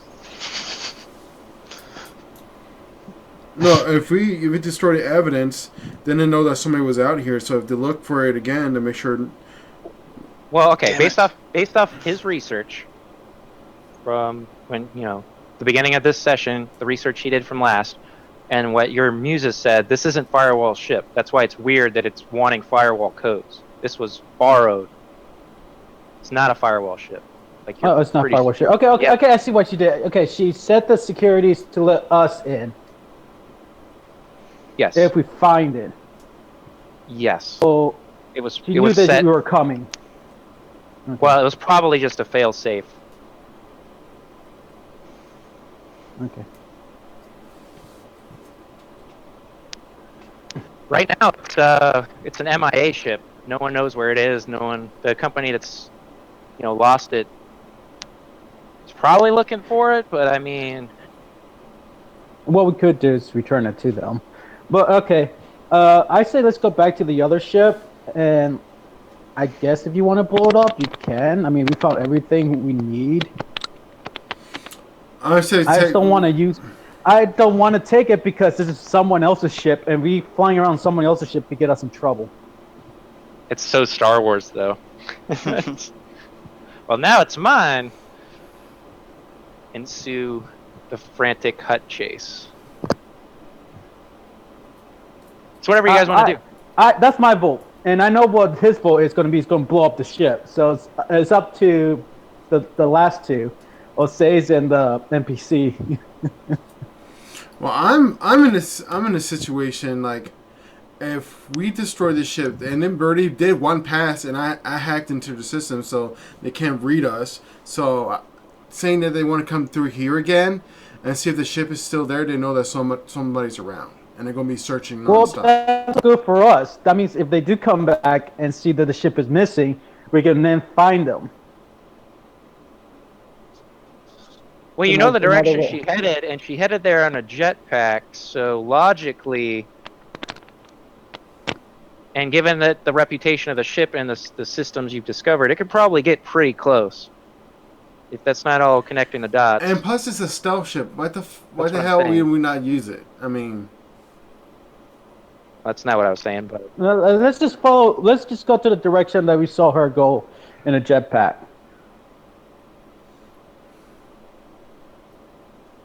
okay. There's actually a viewport. I'm gonna. Okay, setting this up here. So there's a viewport right there on the bridge, and who passed on their perception check? Raph. You moxied, right? Yeah. Okay. As you all are talking, you kind of looking around and you're discussing what you want to do. There's some asteroids slowly tumbling by, like smaller ones, but just on the edge of a larger one that's kind of just seemingly sitting there, you see the outline of like what looks like a kind of bleach, grayish white disc, and it looks bigger than the asteroid, like it's behind it, and probably only, I don't know, 600-700 yards away. I relate this message. I relay what I say to the crew. Okay. That could Does be it look like a ship? Actually, it looks like this. a look like this. A look-alike at this.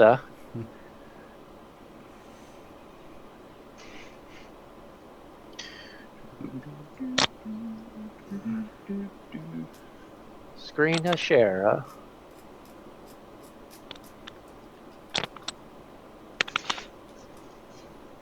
It's the sunflower, guys.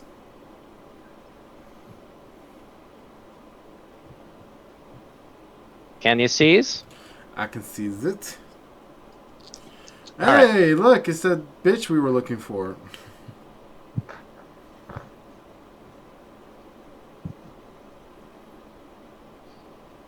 Yep, that is, given the research you did and everything else in the other previous sessions, yeah, that's almost guaranteed to be the Sonkai flower.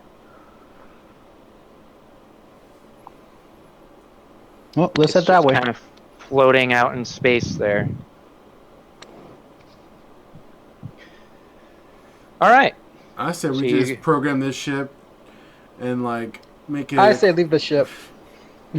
like send it into the glass and just let it blow it up.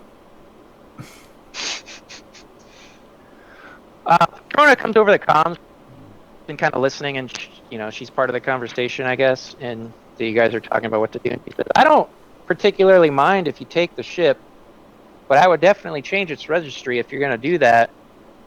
You'd also have to clean up the cockpit a little bit. Well, that's your call, but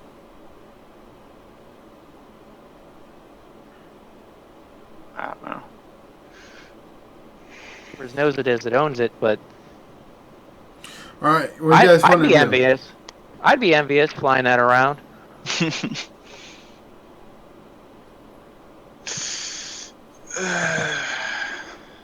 I don't know. Might be cool to have What are you talking about? the ship. It's up to you, man. You want to blow it up? I give you the chance to blow it up. I'm just saying use it as a way to set up the rig it, and then like sending it into the Sunkai fire and just blowing it all up so nobody have to worry about it anymore. That, because the Sonkai flower is several magnitudes larger than the Kasaira, and I don't know if you have enough explosives to even destroy half of it if this ship was charged into it. Why you want to destroy it? Or you can use it as a distraction so that way we can infiltrate. Options. I only said we You're should making blow it it difficult. up because Let's just I head have there, a another handful ship, of and just- super thermite. Let's just do this. Let's go another ship, go to there, and then come back and pick the ship later. Let's just go to the station. Okay. All right. So Make sure you lock down the systems before we leave, though. 10-4. Yep, batten down those hatches there. All right, so you're going to go to the Sonkai flower. I'm going to start speeding this up here so that we can finish today. As you approach, here's the eerie thing. So Jose's on the comms and everything, and he's plugged in through the network, and he's got his mesh, and Sheila's helping him. And Sheila says, you'd think they'd be paying more attention to local space. I haven't been pinged yet, and we're just walking right up to the door. Interesting. Like, you're not getting any feedback from like radar pulses or security overlays. It's just sitting out there.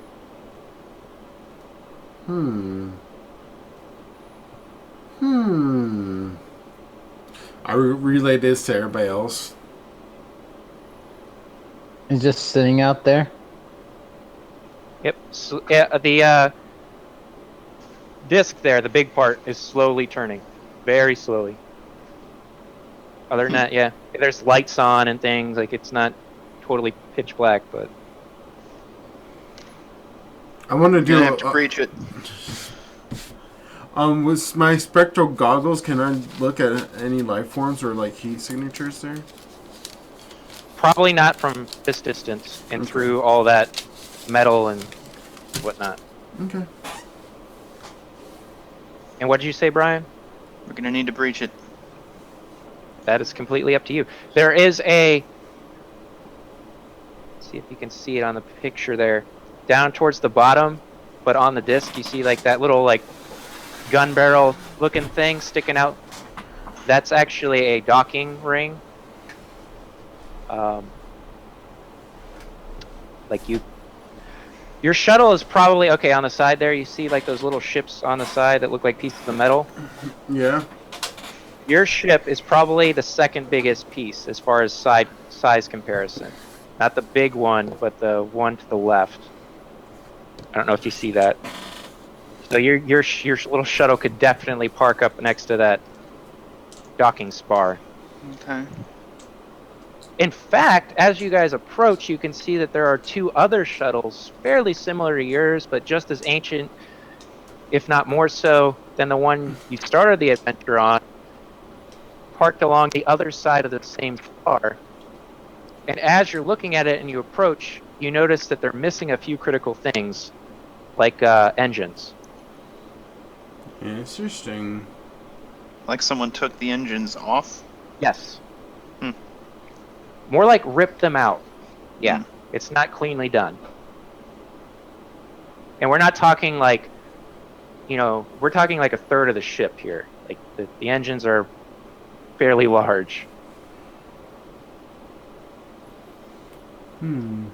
Actually, in fact, as you're looking around, like reading the sensors and things, because you're just kind of quietly approaching, we'll say that you give it a little bit of gas from next to the Cassira, and then you just use the momentum, so you turn off the engines afterwards, and you're just kind of coasting forward. Which Jose learns was kind of unnecessary because they're not even, doesn't look like they're paying attention at all. It's just kind of a eerie quiet. And you can see a couple more docking spars along the other sides, and there's more of these shuttles that have been stripped. And then it looks like a bigger ship, maybe a bulk freighter that's just kind of hanging off the side of the ship, like not attached to it, that's also missing its engine. There's a lot of just dead ships hovering around this kind of habitat-sized structure here.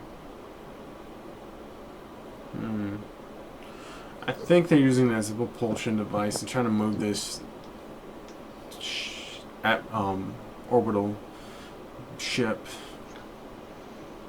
Well, you remember, like the first episode, you had learned that these were used to escape Earth, and that they had like that current NASA shuttle, like those big pieces attached to like give it a big boost, and then after that, those fall off.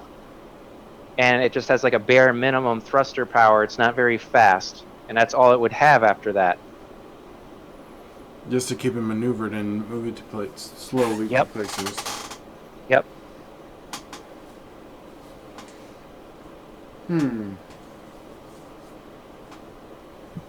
And it's might be a little bit more than a coincidence that it was next to Casa Arturo, which is famous for. Yep. Yep. How to move boulders fast enough using rocket races.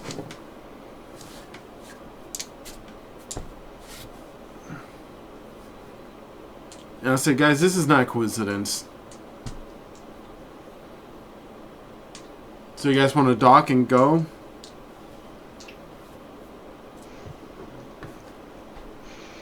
I guess we don't have to blow it open. Oh, you totally could if you want. But you're going to have to spacewalk to get out there. No, it's fine. We can dock.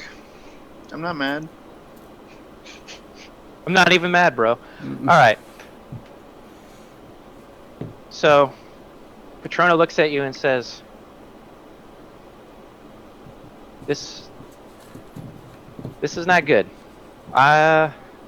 Yes. I will dock the ship, but judging from what we've seen, I don't know how many white cons are in there, and they don't look like a pleasant sort. You didn't happen to take any of the guns from the other ship, did you? I thought we did. No, Assholes. I don't know how to use a gun. me neither. She unholsters her pistol, doesn't point it at anyone, but she says, well, I might take another one of these then. Kind of grins. She says, I'm going with you. And the ship docks, and so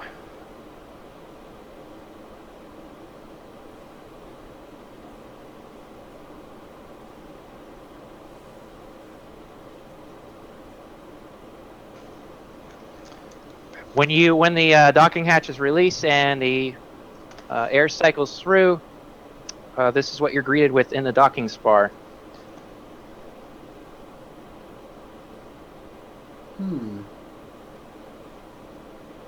Of course, I'm camouflaged at this time.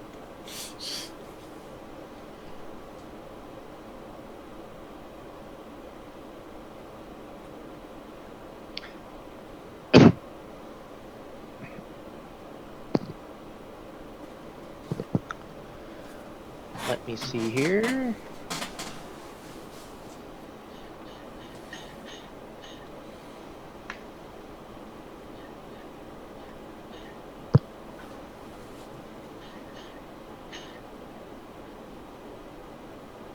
All right, I got some description text for you. All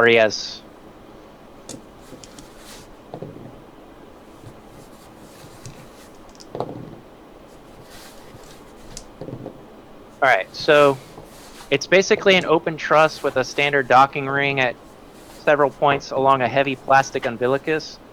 It's about 2 meters wide. It's got some steel plating along it at structure points and along the floor. It's not a very expensive setup, and in fact, several points along and we'll assume you have your vac suits, along the umbilicus have been actually punctured by microasteroids, so it is actually open to space. Like, there's no atmosphere in here. Awesome. I'm going to try hack it. I want to hack it. Hack the docking spar? No, I'm just kidding.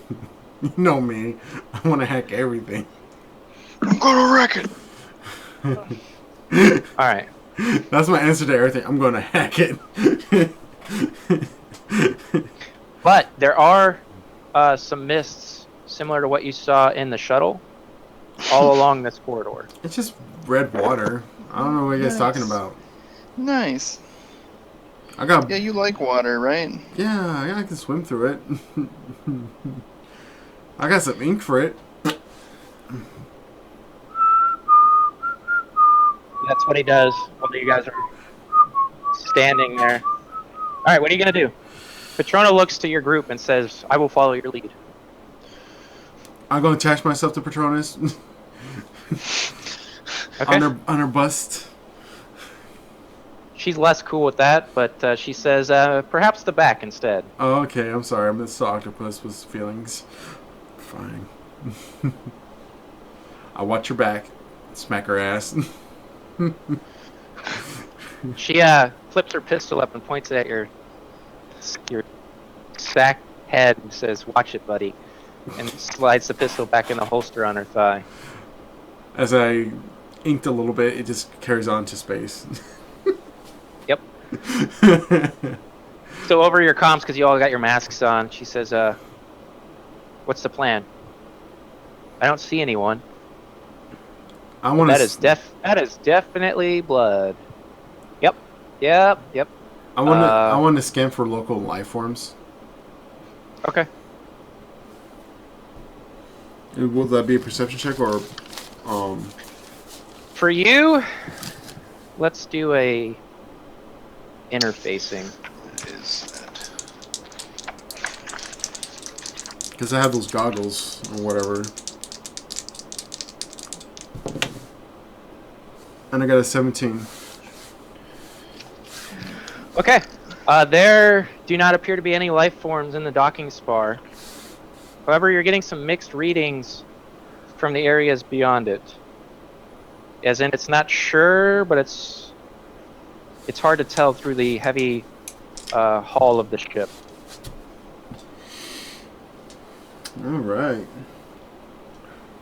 I said there's no life forms, but we're having interference coming from the other side. So there could be possibly something on the other side.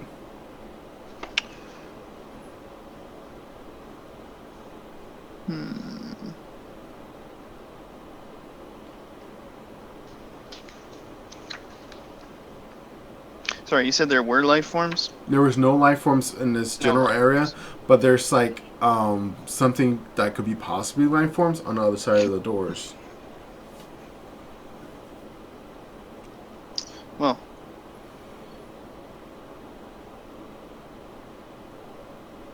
There's only one way to get through a door. Hacking it. Let's hack it. Damn it. I mean, you could totally blow it up. It's Gonna hack it. I'll save it. I'll save it. Yeah, save it for a point of. If I can't hack it open, then we'll use it. How about that? Middle Yeah. ground. Middle ground. All right. Middle ground. Yeah. I'd rather. I feel like that bomb is gonna be useful some other time. all right. Go ahead and make me your infosec roll. 37. Okay. You managed to get the door open. It at first protests, it asks for security overrides, and Sheila kind of just scoffs inside your mesh. She's like, "Pfft." As if I haven't seen that before. That's Nobody embarrassing. That's no. embarrassing. Can deny my access, bitch. That's a child lock right there. And yeah, the door opens, and inside, which is still, it is actually an airlock inside. It's a pretty big one, though. It's about the size of a room. Probably could hold, packed together, maybe 20 people. There's no one in here. So there's some more blood, though. It's kind of misting around, smeared on the wall a little bit. It's fine. I want to hack into the cameras so I can see if there's anything on the other side of this door. Okay. So, go ahead. That's just going to be interfacing, though. It's not going to be infosec. You're already in the system. I'm not working out. I'm 93. Okay, Son yeah, of you a can't bitch. tell. Son of a bitch. You can't If I find the right files. If for I the- had the Moxie, camera. god damn it. It's like that Jurassic Park where they're trying to get the door locks from the raptor, and there's like all those. There's all those like little boxes on the screen, and they all have different systems, and you can't figure out which one have the cameras. Damn, they didn't have this file down on cameras. Oh well. All right, but you can cycle the airlock if you'd like. I wish I do. Okay. Door closes behind all of you. Air hisses in, and this time, yeah, you got Atmosphere. atmosphere. It's still microgravity though. You're still floating. Patrono says, "Well, I don't know about you guys, but I'm not taking my helmet off." Neither am I. Don't trust it. You don't have to worry about it, bot. Meat bags. More like a meat All right. sack.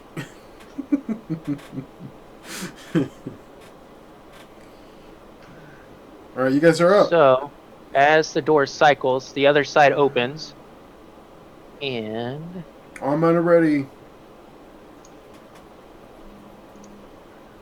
this is what you see. Yes, share. Is it working? Not yet. There we go. Oh, Oh, it's killing me. It's like lagging out or something. Hold on. there you go. I just saw it. Ah,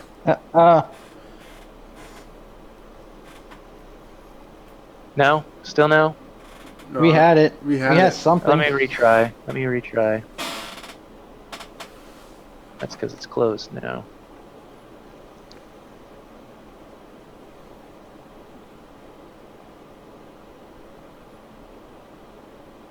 That's my computer's messing up. Alright.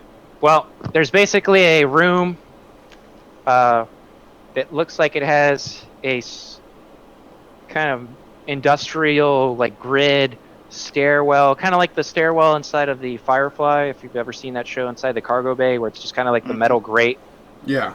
kind of stairwell. It goes up and down a couple levels. Like you can see it descends into the floor and also up. And then there's doors. There's 3 doors that you can see. One on the left. This is like a big oval shaped room. One on the right. And then there's one straight ahead. And inside of this room, there's just like a bunch of looks like tables that have been kind of turned over. Some crates.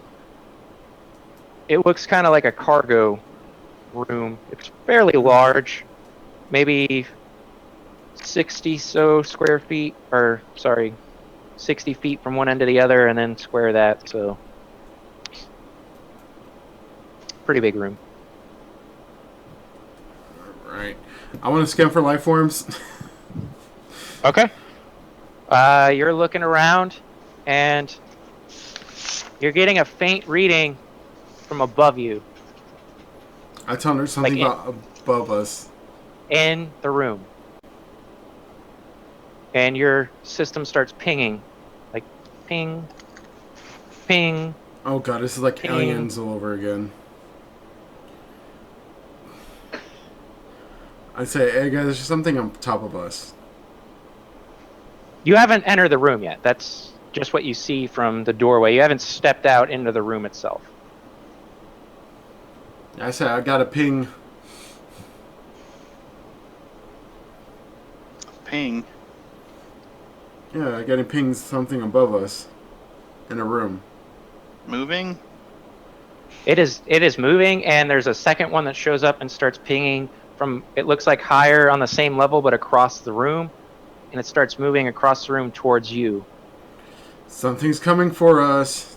There's two pings. Let's back up a little bit. Start backing up out of the doorway. Into the airlock. Yeah. So, Can we fit in the airlock? what are you guys gonna do? Are you trying to stealth, or what's going on? We can Just gonna stealth. Okay, that's gonna be infiltration checks. Yay, something on my Well, ship. I'm gonna assist what's her face. So Okay, since I'm on her. I got a 33 in a crit, a success. yeah, she succeeds as well. I'm stealthy. I turn into a box. Really? Okay, Nondescript box. I'm gonna give you a plus 30 if you want to actually turn into a box. That's pretty clever. Ping! It was a question mark on top of it. Alright. Let's see. 1 second. I'm rolling. 16, I passed. All right. You're all like quietly hugging the walls and like crouched down, and then there's just kind of this box out in the middle of the floor, and you hear like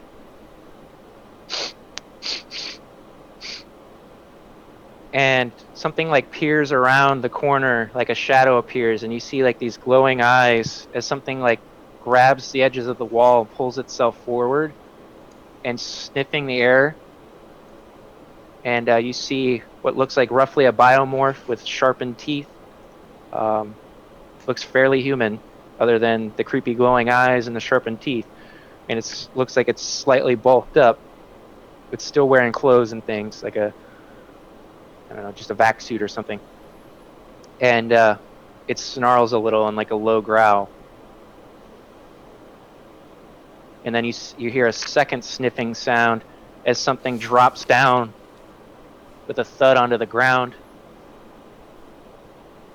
in front of the door and starts peering around and is also sniffing and like hunched down, like heads into the airlock. I'm trying not to. Patrona pulls out her pistol. And they're both near each other? Yeah, one is like leaning around the door frame, and the other one has dropped down and is crouched down, walking into the room, into the airlock. And Patrona has drawn her pistol from the corner against the wall and is pointing it right at the head of the one walking into the room. She looks to you, like the group.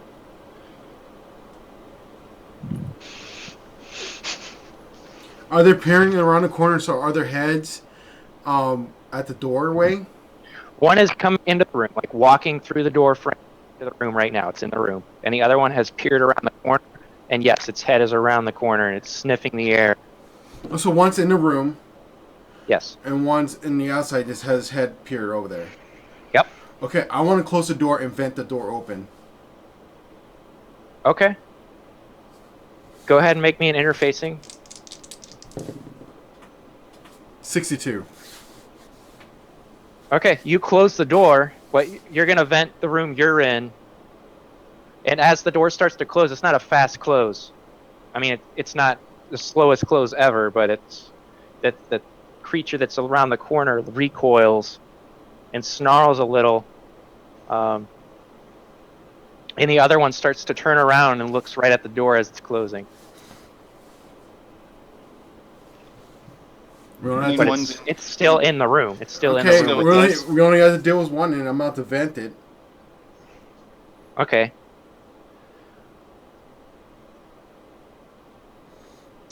I'm ready to go. Just chilling in your box. At the sound of the snarl, like your ping picks up again, Jose, and 4 more pings show up in the room beyond, and they're coming from like each side of the room through the doors and heading right to this closing one. And you actually get a notification that the door is being programmed, at least attempted to stay open. Okay, I'm gonna countermeasures.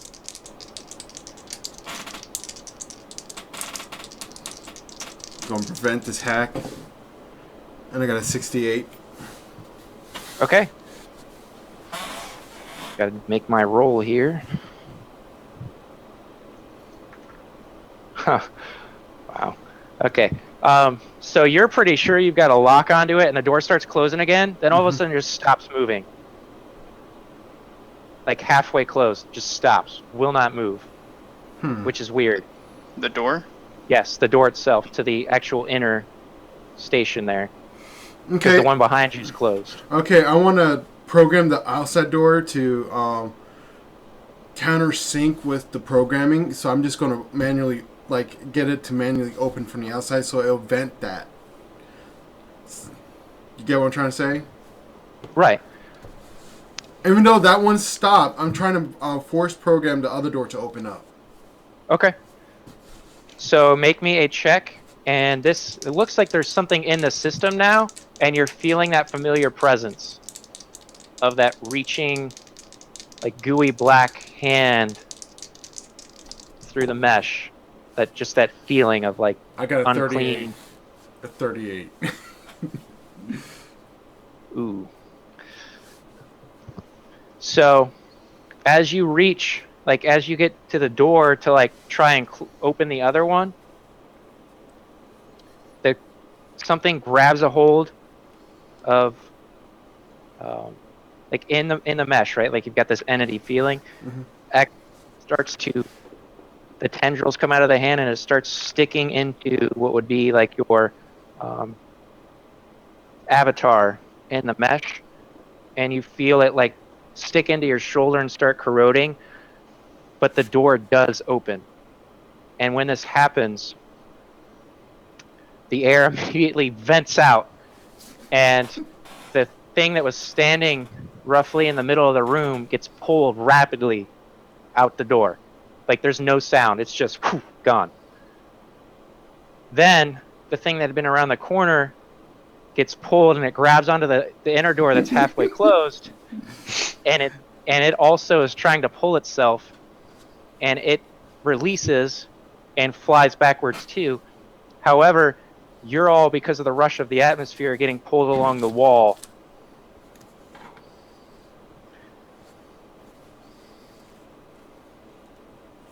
So I gotta make her check. Well, anything she grabs onto something stuck out of the wall, maybe a lever or something, just grabs onto it on the side of the wall in the airlock and just is holding on. And because of that, you're also okay. I need each of you to make a check here. Is there a athletics? Yes, there is. Okay.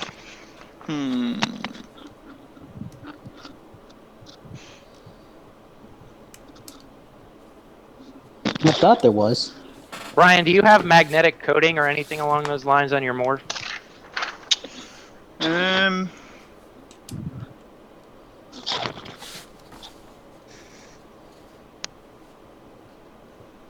No. I don't know what's mnemonic augmentation. Let me look that up real quick. That's basically you have trained, like you have a program in your mind that records everything you do. So like this experience of these things getting sucked out the airlock, you would remember in like actual visual detail. You could go into your mind and recall it with like perfect memory. Okay. There's no faded memory or your brain trying to fill in the gaps. It's like, no, this is exactly what happened. Eidetic memory. Okay. Other than that, I just have modular design and shape adjusting. Okay, so your box starts to scrape a little bit along the ground, not fast, but it starts to scrape towards the outside. And Patrona actually tries to reach out with her other hand. She holsters her pistol and tries to reach out and like stop your box from moving. I help her with my Ready? other 3 tentacles. Okay, she actually manages to grab a hold of it, and she starts getting pulled back along the wall, and she hisses, "Close the damn door." I do. Raph, did you make your check? Oh yeah, I made my check. I don't know which one Okay. you wanted me to use though.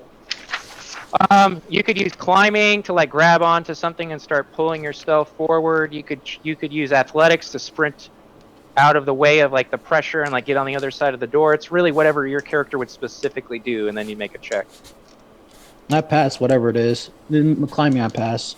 Okay, so Raph like grabs onto the wall and like just Spider-Man's along the panels and keeps from getting pulled out the outside.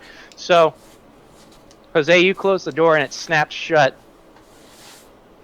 and slowly, like the pressure starts to return a little bit in the room, and Patrona like sags back against the wall and is like, "You guys are, Intense. yeah, I'll say." No, and I took my tentacle and put it against her face. It's okay.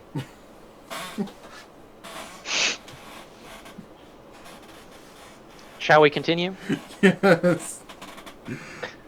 No, she says that to you. I said yes. Did you say there were other pings now too? Yes. You had 2 go out the door though, so there's 4. You still got 4 pings. The room 4 itself. on 4, we got this. You still got that thermite? Yeah. This ain't what thermite's good for, that's for sure. All right.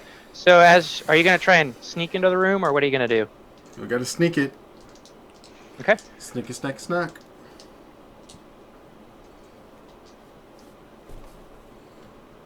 All right. So go ahead and roll those. I'm still shaped like a box, but I have little legs now. Okay. I thought you had like little wheels appear at the bottom and like Ping, ping. not even perceptible, and your box Oh, just kind of starts sliding forward Yeah, you on know the what? ground. I'll do that. I'll do that. That sounds better. Mm. There's just a box that slides into the room. I'm just gonna help Patrona with her sneaking ability. Okay. Assisting. So here's what happens. I'm gonna recheck my screen share. It's all borked. It's all borked.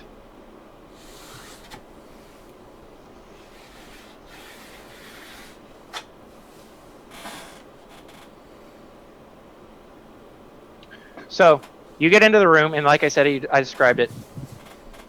However, floating, because there is not gravity here, it's just oxygen, like it's pressurized.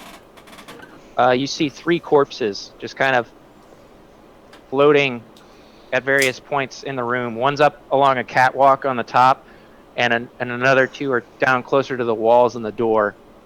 The same kind of creepy, fanged mouthed biomorphs. One of them is female, but the other 2 are male. There's one left then.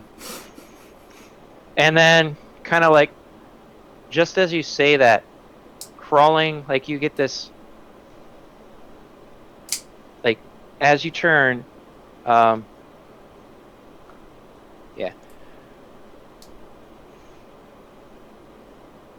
So Brian rolls into the room. Patrona walks in behind with Jose on her back, and then as Raph walks in behind, something grabs Raph. Even though I passed with my stealth? Yes. Okay. I rolled. Okay. I rolled really, really well. And pulls him up into the air. And he kind of like startled, like gives out like a sound, and you all turn, and I really wish I could screen share because I got the picture for it, and nope. Your screen sharing was working.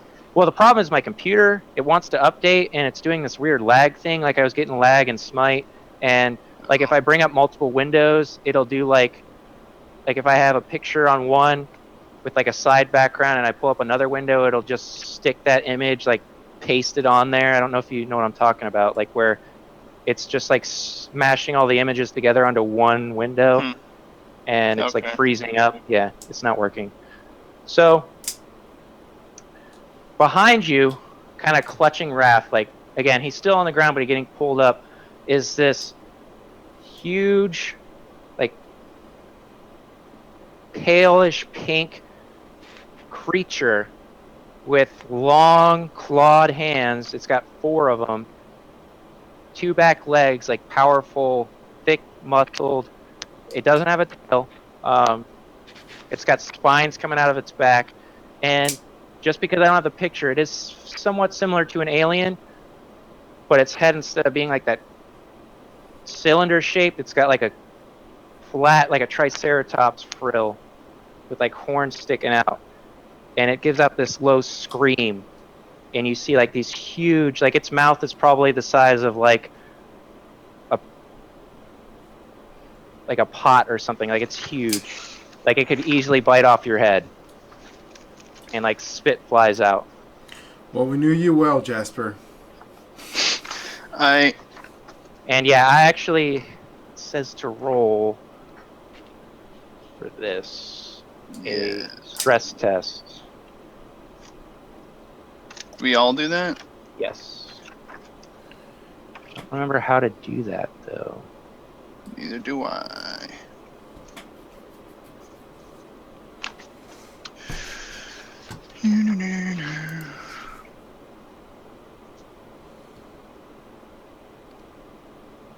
Stupid computer. Stress, page 209. It gives me the value, but it doesn't tell me how to.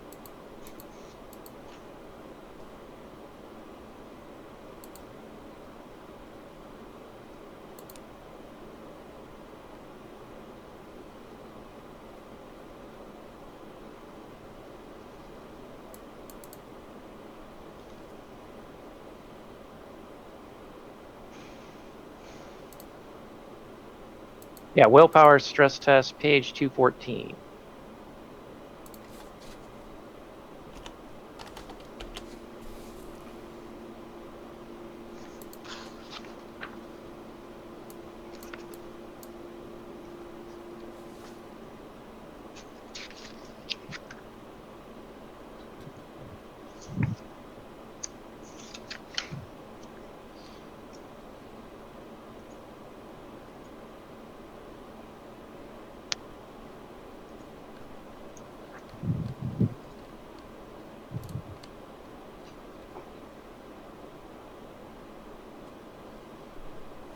Willpower times 3 test.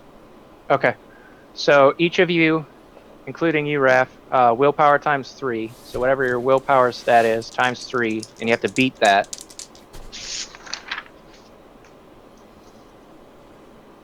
Willpower? What do you mean? It's one of your aptitudes. Oh, Like- times 3, like- so I have to beat that. Yep. Gosh. Like, go over it? or go under it. No, you have to be Go under it. Go under it. Doesn't I work. failed. I failed too. Give me a second. Mine willpower times I 3 didn't. is 60, and I got a 68. Jose, you're okay? Yeah, I'm at 28 Yeah. out of. Patrona makes it as well. She's like shocked, but she pulls out her gun. Each of you roll a 1d10. And then 7. you will. Yep, you will. No, those of you that failed. Oh, okay. Sorry. Sorry. If you failed, roll a 1d10 and add 3, and that's how much stress value you take. So I'd take 4. So I take 9. You guys are like. Where's stress still? Okay, so you have a trauma threshold and a lucidity. So stress value is going to come out of your lucidity. It heads towards you, like kind of like Call of Cthulhu. You can actually go insane in this game. So that's just going to come out of your lucidity. Yeah, my Which is your- trauma threshold was 8, so that's above it. If I take 9. Yeah, you actually take a trauma, a mental trauma. You're horrified, like you. This is just Your a little creature robot parts are scared.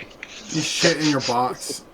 creature out of nightmare just climbed down from the ceiling and grabbed Agent Jasper. You just shit a brick. And your brick.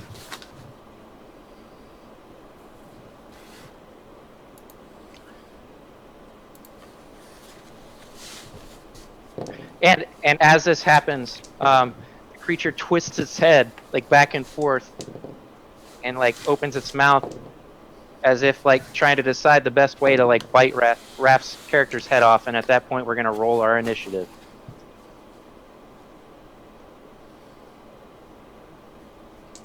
So what happens when I get a trauma here? There Or is a that just chart. determined later? There is a chart for it. Trauma effects. Each trauma applies a cumulative -10 modifier to all actions and -1 to initiative. Okay. So that'll actually matter. So initiative, for those of you that don't remember or weren't here, initiative is these two aptitudes. So your int plus your reflex divided by 5. That's your initiative stat right now. So you could actually write that on your character sheet. So anytime you go to roll initiative, you roll 1d10 and add that stat. And the only time, reflex? int plus reflex divided by, I think it said 5. Yeah, What's 45 divided by 5? 9. 9. That's why I got a high initiative. So it looks like I also have to make another test here. I got 15 for my roll. Okay. With my roll. All right. Oh my god, I failed that one too. I'm temporarily stunned and disoriented. So he just kind of stands there, frightened out of his mind, like just kind of deer in the headlights. All right. So for this round, you're not going to act, Brian. Okay. All right. So That's- Jose, you got a what? 15? Yeah. Raph? 9 plus 4, 13. I'll roll hers. It's the wrong dice.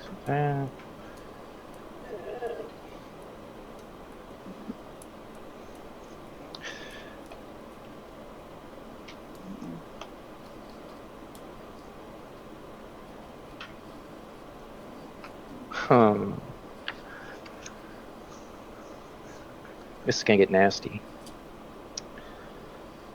All right. You well, Jasper. No, it's not that bad yet.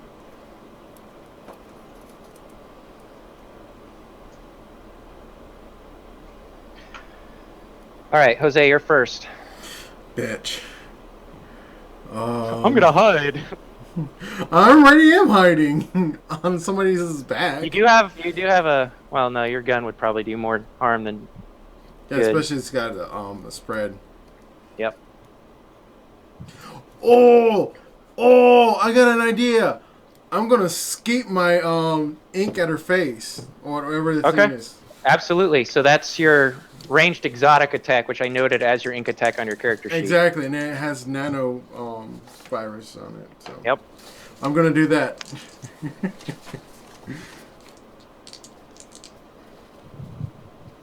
So I gotta do.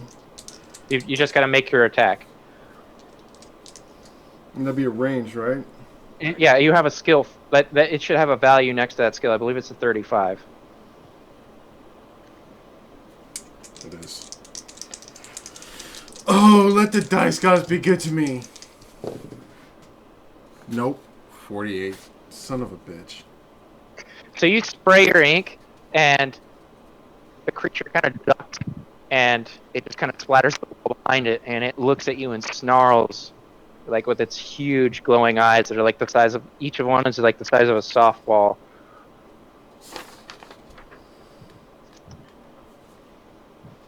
You gonna move or? I'm still right behind. I just peer out Okay. over Raph, you're next. I just peer over her shoulder and it didn't work. It's like, son of a bitch. It's got you in one of its fanged claws. I'll attack it. Okay, Just so you're my just gonna sword. like sweep your sword up. Now you're gonna take a -10 because of your wound to your roll. Then I fail. Okay. So you swing, but like your wound's bothering you, and you like clip the wall behind you, but it doesn't quite connect.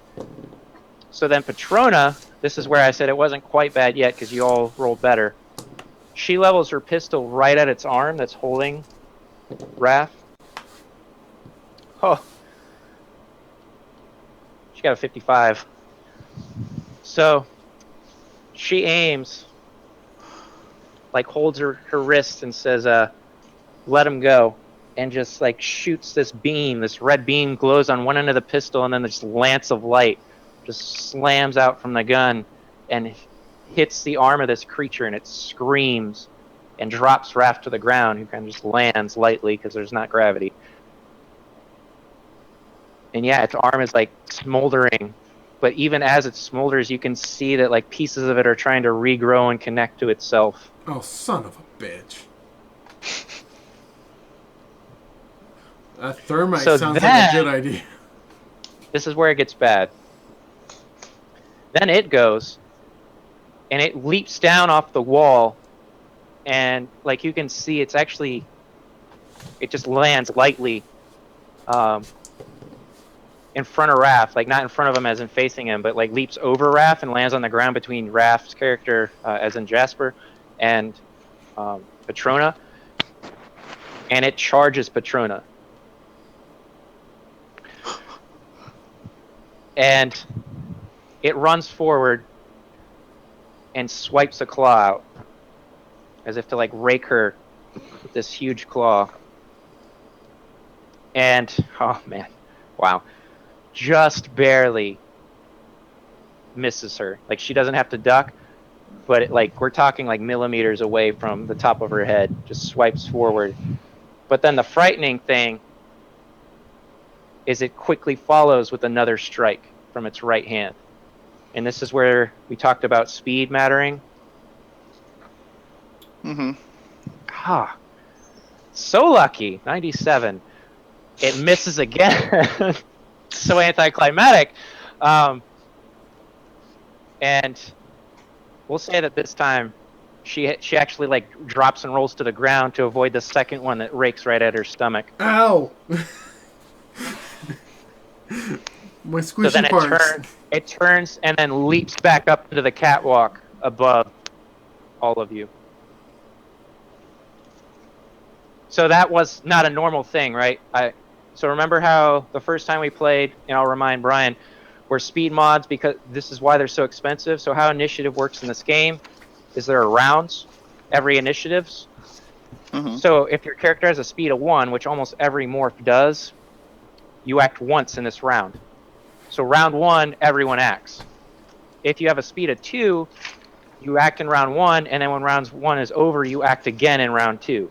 If you have a speed of 3, you act again in round 3. And this is before anyone else goes again. The difference between this and having, like, 3 attacks in a round like in D&D where you just attack 3 times, it spaces it out. So you only attack once in a class. So like everyone will go and then you'll go again. And yeah, but you do attack multiple times. And every time initiative comes back up to the top, you re-roll initiative.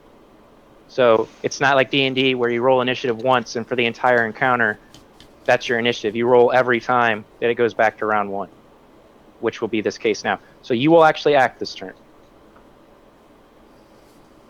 Okay, rolling again. Yep.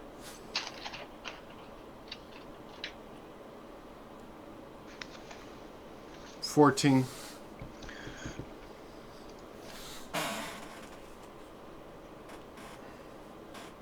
How does initiative work again? It's your initiative stat plus a 1d10. Did I? Hey guys, I'll be back in 1 second, There alright? it is. Yep. Raph, what you get? 9 plus 5, 14. Okay. Is it initiative stat? Yeah, your initiative stat is your int plus your reflex divided by 5. That's not what this says. This says int plus reflex times 2. The book said divided by 5. That'd be a stupid initiative, because you add a 1d10 and then that's your initiative for the round. Okay, so int plus reflex Divided by 5. divided by 5. And that's your until either of those values change, that's your permanent initiative stat. So you could write that on your sheet, and then every time you go to roll initiative, you just add that to your 1d10. Okay.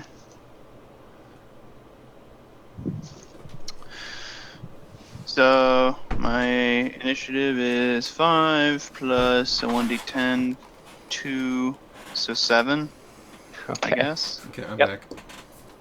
All right.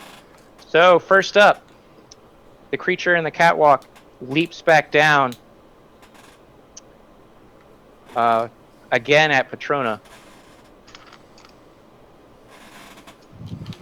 With this like chilling scream that actually even comes through your vac suit filters. It's terrible. It's grating. And this time it actually lands like solidly on her and forces her to the ground. And Jose, you're like on her back still, so you're underneath. And it reaches out with a claw and tries to like grab around her neck. I And it does. I bite her. Well, on your turn. I know. I'm just. It grabs around her neck and starts digging its claws into like her throat around her vac suit.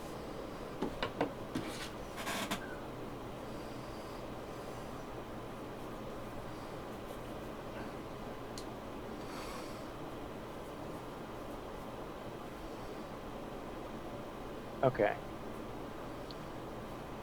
So she's got that. So as like it starts digging in, like blood starts squirting out the sides of her neck, and you can actually see like the skin and the muscle around her neck is starting to part, and then the creature again like opens its mouth to like just bite her head off. Well, actually, can't do that. Nope, that's not how it works. So that'd be in round 2.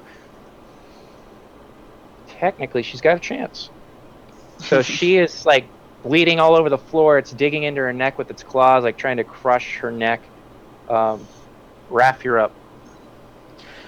I go behind it and stab it, or caught his arm. Tried to, the arm that's grabbing her, I guess. Okay. It's got 4 of them, so. What, the one that's grabbing her? All 4 Okay. of them is grabbing her? No, just 1. I crit 44. Okay. Just gotta roll fray. It fails.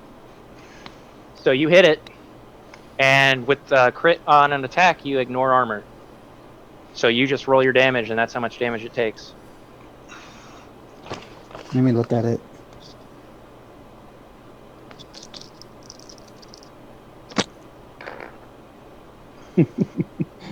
Oh God. 9 plus 7 plus 7. 14 plus 9 is 23.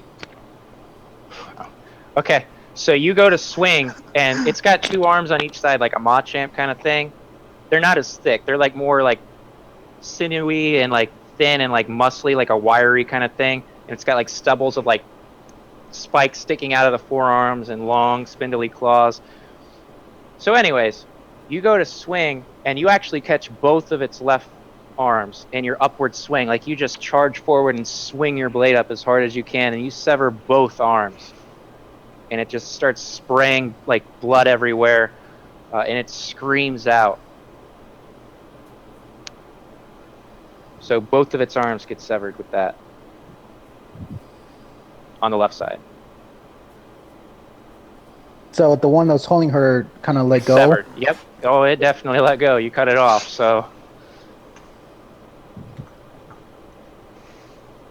All right, Jose, you're up. All right, I'm gonna spit in his mouth. You doing the ink attack? Oh yeah, in his In mouth. his mouth. Since it's close enough, I'm gonna do that. And I don't with a 94. Son of a bitch. No Moxie? No more Oh, Moxie. it wouldn't matter anyways. You can't use Moxie. I know, but still.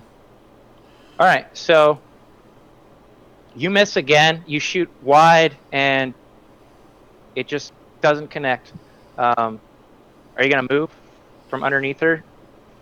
I'm gonna try to pull her away a little bit. Make me a athletics check. Would that be climbing or something like that? No. What's the athletics check? There's nothing called like athletics. Oh, is it? Okay. No. Let me see. What are you trying to do? Pull her Pull away. her. I'm attached to her in some way, so I'm going to try to pull her away from the monster.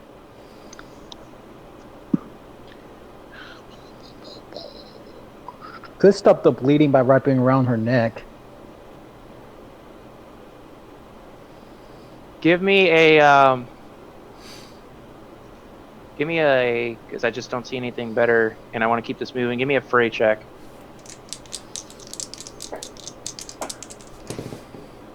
Nope, 75. Okay. So you try pulling on her, but she's a little heavier than like you're capable of moving right now under like this crazy stress. So you try and pull her out of the way, but It's not working. not so much. All right, Brian, you're up.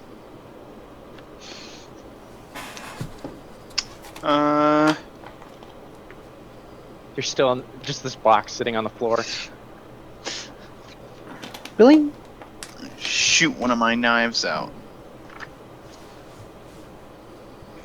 Or throw one of my knives. Yeah, that's what I'm gonna do.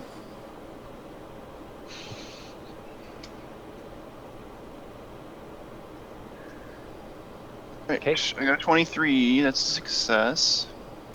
Definitely did not get my fray divided by 2 because I got a 74. Okay, So you hit. and that is D10. 2 plus 2 is 4 damage. You like catch it in the side of the face, like it digs in along the side and like rips open the side of its face as it turns towards Raph's character that just cut off 2 of its arms, and it sprays blood out the side, and it staggers a little bit backwards.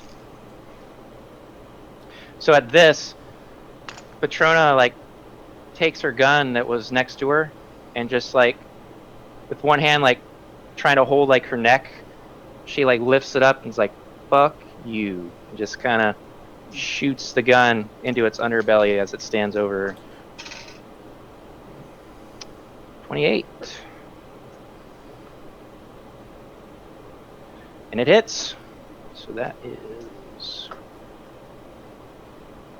All right, so the beam again. She's fire with this beam pistol. Shoots forward, just another lance of light. Shoots right into its stomach and shoots back. Like you can see, like a glow as it starts to disintegrate into the stomach, and this lance of light actually punctures through the top of the creature, and it staggers onto like two knees, like over top of her, and it's like choking up like blackened blood all over her as it's like staring at her, seemingly too weak to move. All right, initiative again.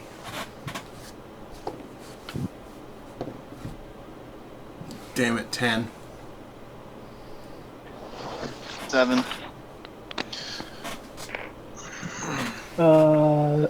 12. Okay, Raph, you're first.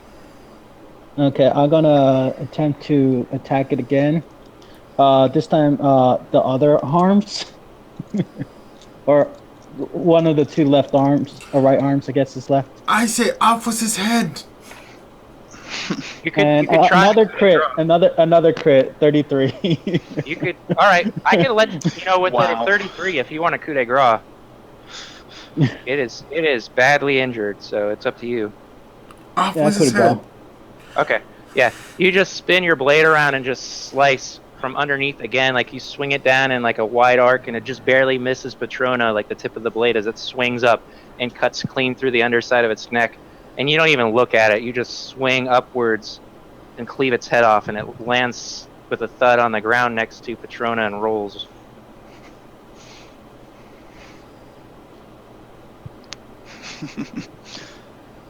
She's still clutching her neck.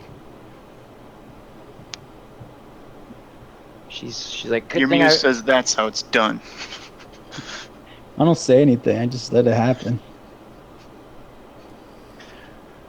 Patrona is like holding her neck and like spits out.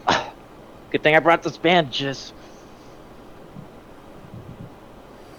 I spit my ink at the monster's face. And you still miss.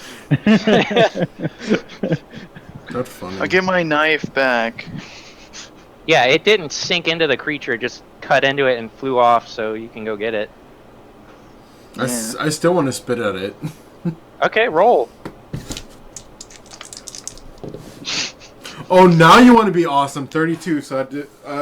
Actually, no. As the head like spins end over end in the air, like as he cuts it off, you spray your ink and like cover it as it lands on the ground. As a final action there. Yeah, bitch.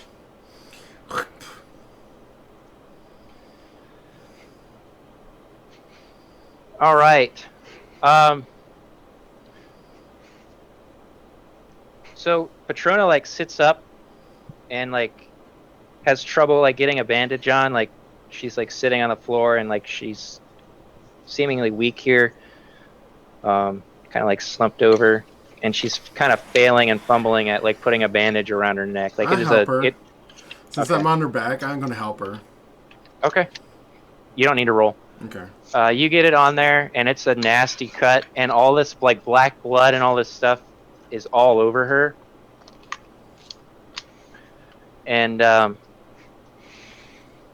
yeah, Sheila says, "You need to get off of her."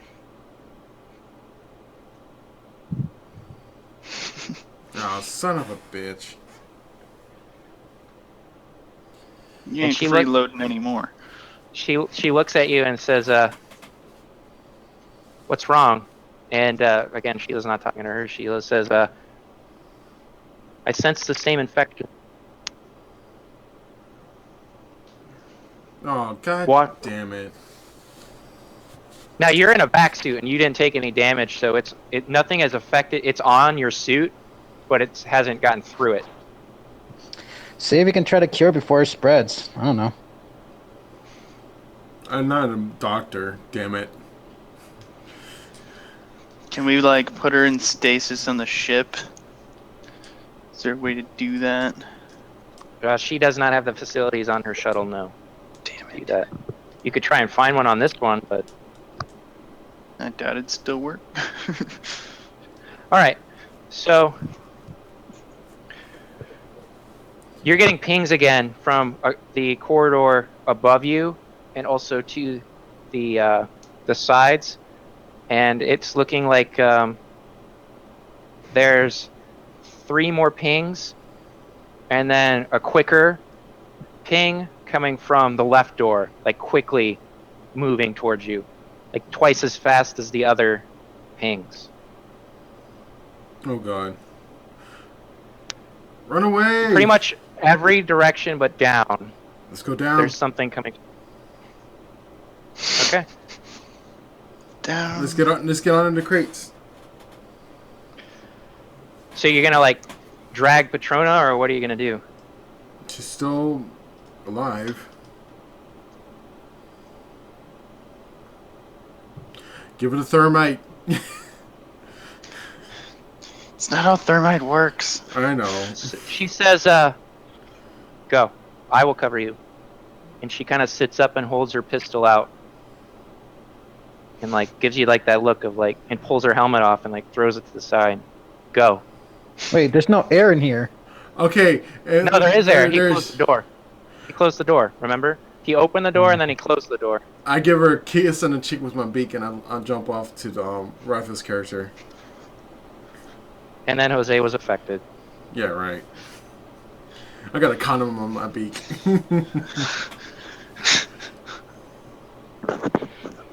Alright, so you guys are going to head down the stairs?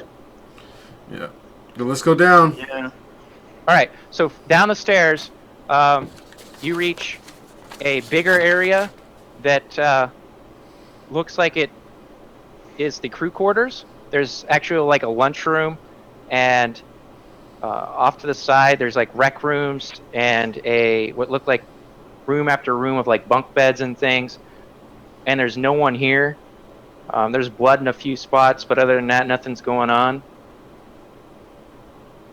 So as you move down the corridor, you're getting more pings from behind you, and you head further and further, and Sheila says, I'm picking up a big signature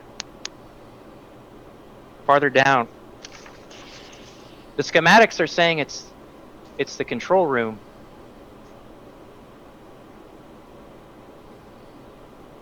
What do we want to do here? That's what she's telling you, Jose. Oh god, oh god, oh god, oh god, oh god. The big signatures in the control room. Yes. The control room is not as big as like the other rooms. It's like the size of your shuttle. Okay. But it's a big life form? That's what you're asking her? Yeah. Sheila's saying, yes, I'm getting the same type of signature that I got from that creature. Oh, It's god. not moving. It's not moving. It's the queen, goddammit. It's the queen, I'm telling you, it's the queen. I don't know what he's talking about. Let's head towards that. I got some presents. Okay, so you're gonna run down there, and Jose, you're in the system already, so you're gonna get the doors open. Are you gonna close any behind you, or what are you Oh gonna yeah, do? that's what I'm gonna do. I'm like systematically gonna be shutting doors behind me as we keep on Okay. going. Alright, you get down to the control room, and there's this big door that, it says in so many words, and Sheila translates for you. That's Vietnamese. It says for hope. It's pretty faded, though. If I live can here, see that- I lost hope. Yep, this is the door that schematic says leads right to the control room for the habitat. Is there any oxygen inside that room? Yes, it's the same as everywhere else. And by the way, as you descended, the gravity got a little bit heavier and heavier. It seems like you're in the disk part of the habitat that rotates and creating gravity. So you have atmosphere like oxygen like everywhere else, but it's actually got a little bit of gravity, probably like half a G or so. Okay. Is the room pretty sealed? The room you're in, or the door? The door, the control room. Yeah, as far as you know, yeah. I want to. It's not giving any leaking readings. All right, I want to pull the air out. Okay, you can do that. So you vent it, and when you do that, there's another ping of like this fast, like the one you saw before, as it scurries around in there on top of the huge ping, and you hear like this whump whump sound against the door, and like the door bends a little bit, and then the ping, like it's frantic against the door, and then it stops. Is it still alive? The ping is gone. The small one. The big ping is still there. God damn it. I'm trying to kill whatever's in there before we get in there. Oh, God. Is there any cameras that can hack into the seats inside there? Sure. Alright, I'm going to hack into it.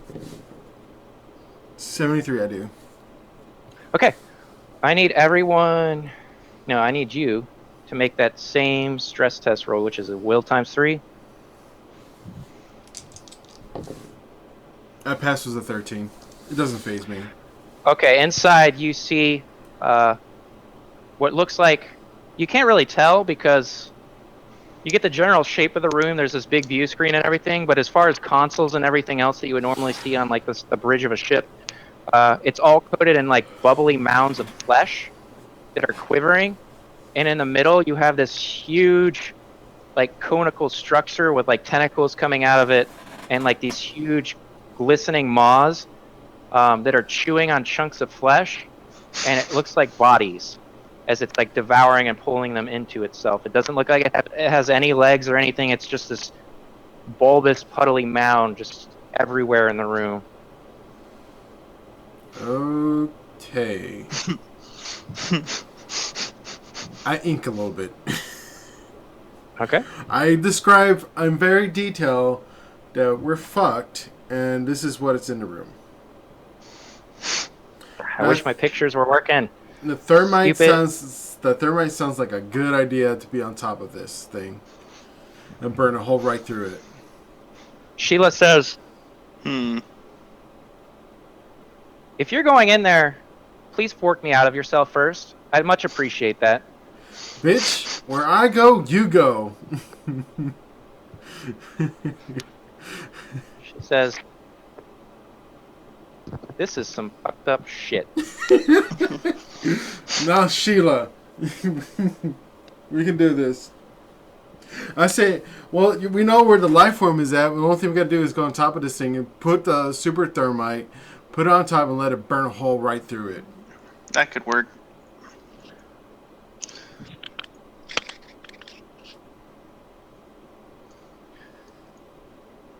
Does it look like we can get above it through like vents or something? Or are we above it right now? It's a door that's parallel to you. Like, you're basically in a big hallway and the ring, and this is just a room in the ring. But can we get on top of the control room and like just drop the thermite on the? You can try and look for vents. I'll do that. I'm the smallest one. Oh well, no. Technically, the flex block. Well, the door is dented, and actually, it's while it held, it is like a little bit, like half an inch open in the middle, like where it would separate from just the impact of whatever it was slamming into it. But did it cause it to vent air in? Yeah. Oh yeah. Okay. All right. Well, so me and a flexbot can probably fit through there and get into that system, and like do what we need to do, and put the thermite in there and let them burn. Okay. Yeah. Go ahead. You want to do Yeah. that, flexbot? Yeah, let's do it. Let's do it. The squishies are going in. Do it. All right. So as this happens, there's a bunch of pings that come onto your system, and you see probably 15, maybe 20 pings moving down the hallway with them going that twice the speed thing. Okay. I still got control of that one area, right? That so I can open the door for the to the vent atmosphere out. Not in here. You'd have to vent it into space, which would mean you need to be by the airlock. Okay, that's what I was asking if I have access to that control, so that way I can just start doing that. Opening all the doors. Yeah, pretty much. Yeah, you can try. But you're talking like maybe 5 seconds of time before they're here. So, what are you guys doing? Like all three of you? Well, I have these grenades called freezer grenades, and it says you can construct temporary barricades with them. Okay, go ahead. I'll do that. Is right. the door opening big enough for Rafa to get in, or just us? The Yeah. squishes? All three of you can get in there. Okay, let's do that and make a barricade. All right, so you squeeze in through the door, and those of you that hadn't seen what he saw need to roll your stress tests. Brian, you're going to take a modifier. Well, I describe it to them. They don't see it. I describe. Yeah, but they didn't. It's different when you actually see something Okay. in person. I actually passed 29. Passed. I got a 15. Yeah, they're both like, I've seen so much shit today that I don't even care anymore. And as like you both, all of you walk into the room, you see some of the tentacles like start to snake towards you, and it says, like you feel like in your mind like this mesh echo, and it's like this black tentacled hands like in the mesh, and it's this. You can tell it's the same entity. Food, like you can just see, you hear the thought, and it's like reaching towards you. It says, "Feed, give food." This would be the best time to throw your super thermite at it. No. The barricade, freezer grenade. Basically, it says it shoots out a bunch of fast hardening foam. Okay, so you do that against the door, and right when that activates, there's slams against the door, and the door is like buckling and buckling, and the foam is starting to like solidify, and then it holds and holds. And as you guys stand there and the seconds go by, you can see it start to shake and then crack a little bit, a little bit, a little bit. So what are you gonna do? Super thermite this bitch. I have some high explosive grenades I can get ready here. Okay, we need. Well, the tentacles are going towards you guys, and you're kind of stuck between a rock and a hard place. So what's the plan? You have no wait, time. We're at a dead end? Is that what Yes. you're saying? Yes. Thermite. Blow through the floor. You gonna throw it on Okay. top of the creature, so that way it goes from the creature down to the floor. Yeah, we'll do that. Just Okay, do start it. up and then throw it. So you want me to do throwing here? Yep, thrown weapon. Well, actually, it's your demolitions. We'll let you roll your demolitions. Okay. So here, actually, let's make this I got it. cinematic. We have no time left. So, as the tentacles come toward you, Raph, you take your blade out and start hacking them away from the flex spot. The flex spot wheels itself in between this wave of tentacles and attempts to just stick the thermite in one of the gaping mouths. As Jose's like opening all the doors and airlocks right next to the wall. So each of you make corresponding checks. I passed. I got a 2. Oh, I pass. I got a 63 for my. I'm opening Moxie dart. and I'll pass. Okay. So, did anyone critically succeed? No, I got a No. 63. Nope. Okay. 59. So as you're like cutting tentacle after tentacle, 2 of them grab you, Raph, and start pulling you, and like one of them actually like grabs your weakened arm and like twists around it and starts like squeezing, and you feel like blood start to squirt out, and it rips one of your arms off as it's like trying to pull you towards it, and you're cutting. Jose, you're sitting there frantically opening the doors, but they break through, and you shoot your ink spray and your spray pistol at the same time into this mess of things. And as Raph's pulled towards this creature, Brian gets this charge and kind of holds it, and the creature pulls Brian right into its mouth. And with that, there's a huge white explosion. And that's all you remember. Technically, we will not remember it because we have to survive to remember it. So everything that we did, everything we did, just Cortical stack. everything that we just did, we don't remember.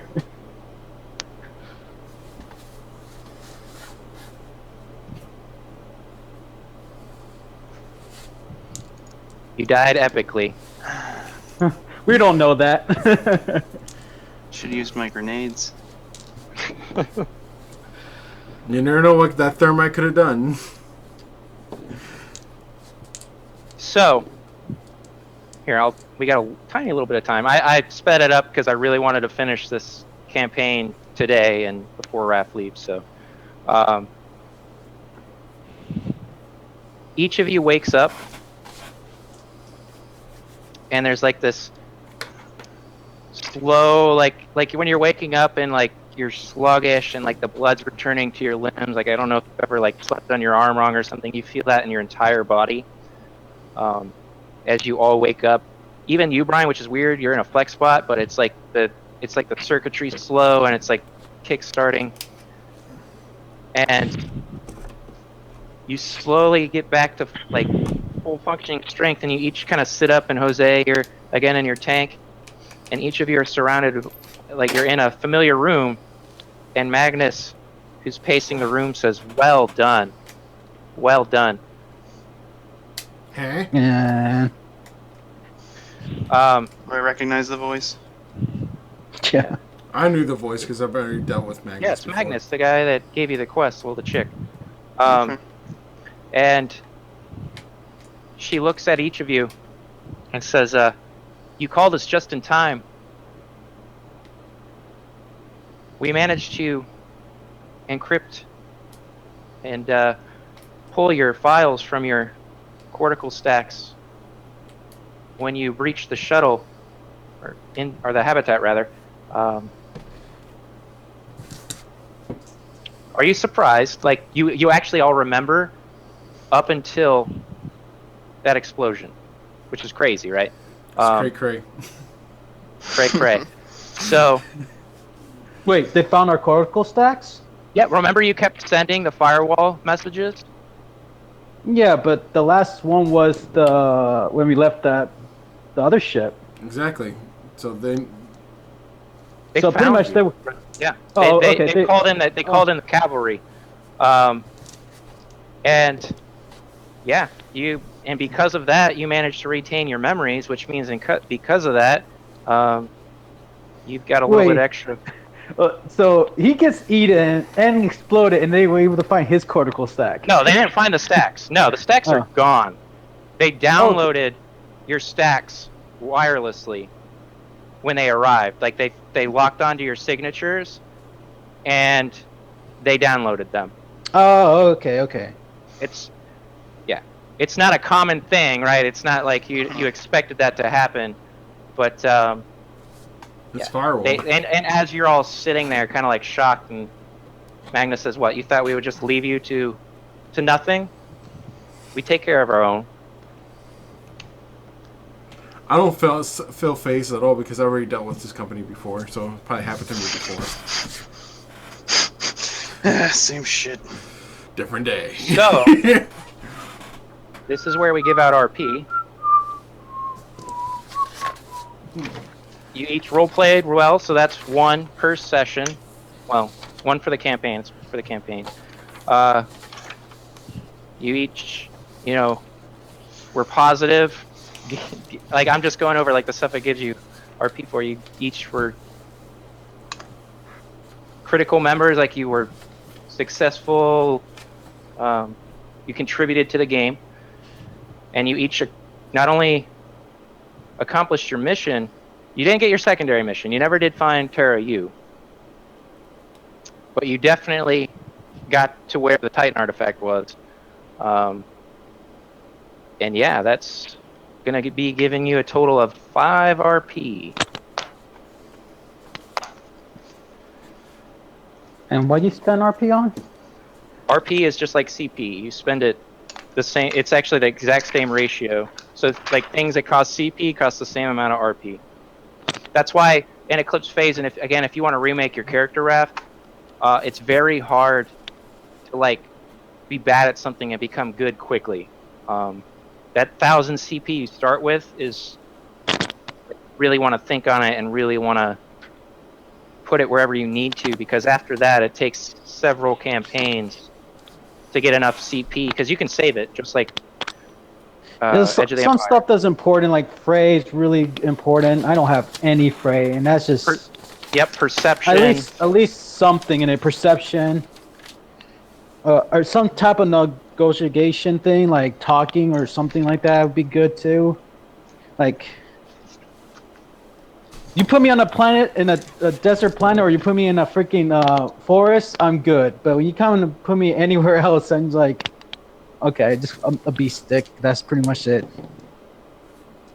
Yeah, and again, like the shocking thing about it all is that they arrived in time, and the only way that that makes sense is if they were kind of tracking you throughout the process, which they probably were because it was your introductory mission, seeing how well you gelled as a team and such. So whatever happened to Priscilla? Did she ever get in contact with her? You don't know. Oh, and we never found what's her face either. Nope. But that was your She's still secondary missing. objective. Okay, she's still missing. Okay. So thoughts on the game as a whole, not the campaign, but as the system and all that. Yeah, we got screwed once we got to the to our But farm. the thing about it was the spaceship was supposed to be at least half of the space station, half the adventure. But it just so worked out that some things dragged out in the first one. We didn't have everyone in the second one, and I didn't want to finish the game while he wasn't here. I mean, yeah, sure, we could have ghosted him, but his character was designed around certain things, and for him to only be there for the parts his character wasn't good at doesn't leave a positive impression. So the second one kind of got dragged out, and then the third one, it was like, it got to a point where it was like, I really got to speed this up for us to finish. It's to Kelso run. Yeah.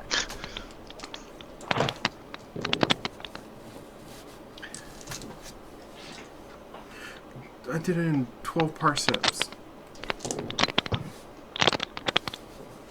No, that's Yeah, I changed a lot in that, so it wasn't like credit to Jack Graham again. Like, what a great adventure. I just, like I said, you guys would do certain things, and I tried to stick as much as I could that was in there. You know, like the places you went to, and the people you interacted with, like Patrona and everyone. Those were in the adventure. But how things kind of unfolded, the ship, the Casairo, that was also in there. All that stuff was in there. It's just tweak things here and there, like everyone does, you know, when they're running an adventure.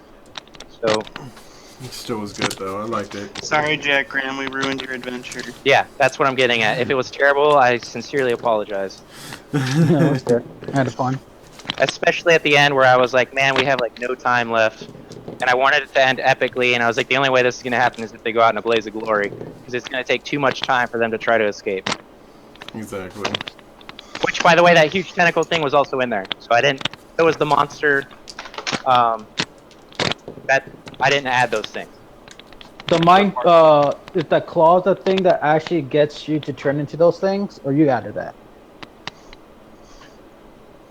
Well, okay. Because we're post-adventure, right? And we won't go back to this. The ship that the ship that the White Khans took, the Songhai Flower from the Vietnamese actually found remnants of an old satellite from the war. Like, as they were passing by, they collected it to potentially sell it, not knowing what it was. It was actually a Titan satellite, because Titans were actually war programs. So remnants of the Titan itself were in the satellite. And it kind of sat there in storage on the ship until the White Khans took it. And then a random tech found it years and years later, just digging through the bins of the White Khans, and became infected and became the mother of the virus. And that's actually what the thing was. It was using, most of the White Khans were actually killed and absorbed into this huge thing, and the others were turned into either drones. Yeah, the drones were like the glowing-eyed things, and then the breeders were the creatures. There weren't as many. It couldn't support that many off of that population, because they also had to eat a lot of flesh and things. And that's actually what, like the thigh muscles and all that stuff, those were fed to the breeders to keep them alive. Oh wow. What was the point? What was the point of them just going to the ship just to eat the flesh and leave? Well, they went after. They went at. No, they took that because it was there. But they went after him because they found him. Like they found the Kasaira and went there to kill him, and then to keep their base secret. They went that because the virus was being super protective of itself. It didn't know how much information Morteza Bay had backed up to like forecasted to his backup wherever. So they killed him at once, and then they followed to where he came from and killed him again to be sure that he wouldn't remember anything about the Sonkai flower. It was the virus basically being self-aware and protecting itself. I'm trying to attack me those 2 times. Yep, that's because you tried interfacing with it, and you actually got infected, which was the other thing, which was a good thing. You died because you got infected. Remember when you were getting the door to... Yep. So... Yeah, that's Eclipse Phase. I picked this adventure because I felt like the beginning could be a little slow, but it keyed to investigation. I feel like this is a lot like Call of Cthulhu, where investigation matters. It's not just a slugfest. Finding things out, it plays to that style of horror game. A little Star Wars to it too. Yeah, it had a little bit of everything, and it showcased. And every again, every time I think of those guys, I was not thinking aliens. I'm mostly thinking like Firefly with those the Reavers. The Reavers, yeah. Yep, that's what I got from that too, and because the drones were like basically modified. Like the virus took like less capable people and turned them into drones, and then like the nastier people turned into leaders. So like the leaders and things of the white cons.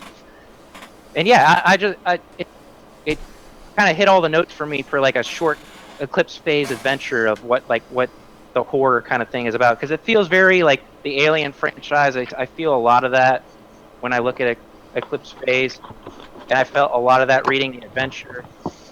Like you said, Firefly with the Reavers and the cannibalism. Them flying into broken up ships and stuff like that. Yeah, well, yeah. The other thing they were trying to do was attach all the rockets to the ship and move it, and in this case, they were moving it to another colony to affect a wider population. Well, that explosion pretty much blew up the whole damn thing up, anyways. Yeah, it definitely did. So that's why rockets around. Well done, yeah. And that was kind of me in particular, like. Why another reason I picked this is because I knew he was making a Demolitions character, and I kind of had that plan like in my mind of like he is the perfect character to take out the mother, because how are you going to kill that with a sword or a gun? But explosives. So that was another reason I picked that one, because I have a couple. And it was I'm sorry it was kind of forced, but we ran out of time, so I. No, that's cool. Yeah, I wanted it to actually. Dramatic. Yeah, I wanted it to end so we can move on, do something else, because it's been kind of dragged out already. So that was Eclipse Phase Glory. 1 month. It's not bad. That was pretty good. 3 sessions.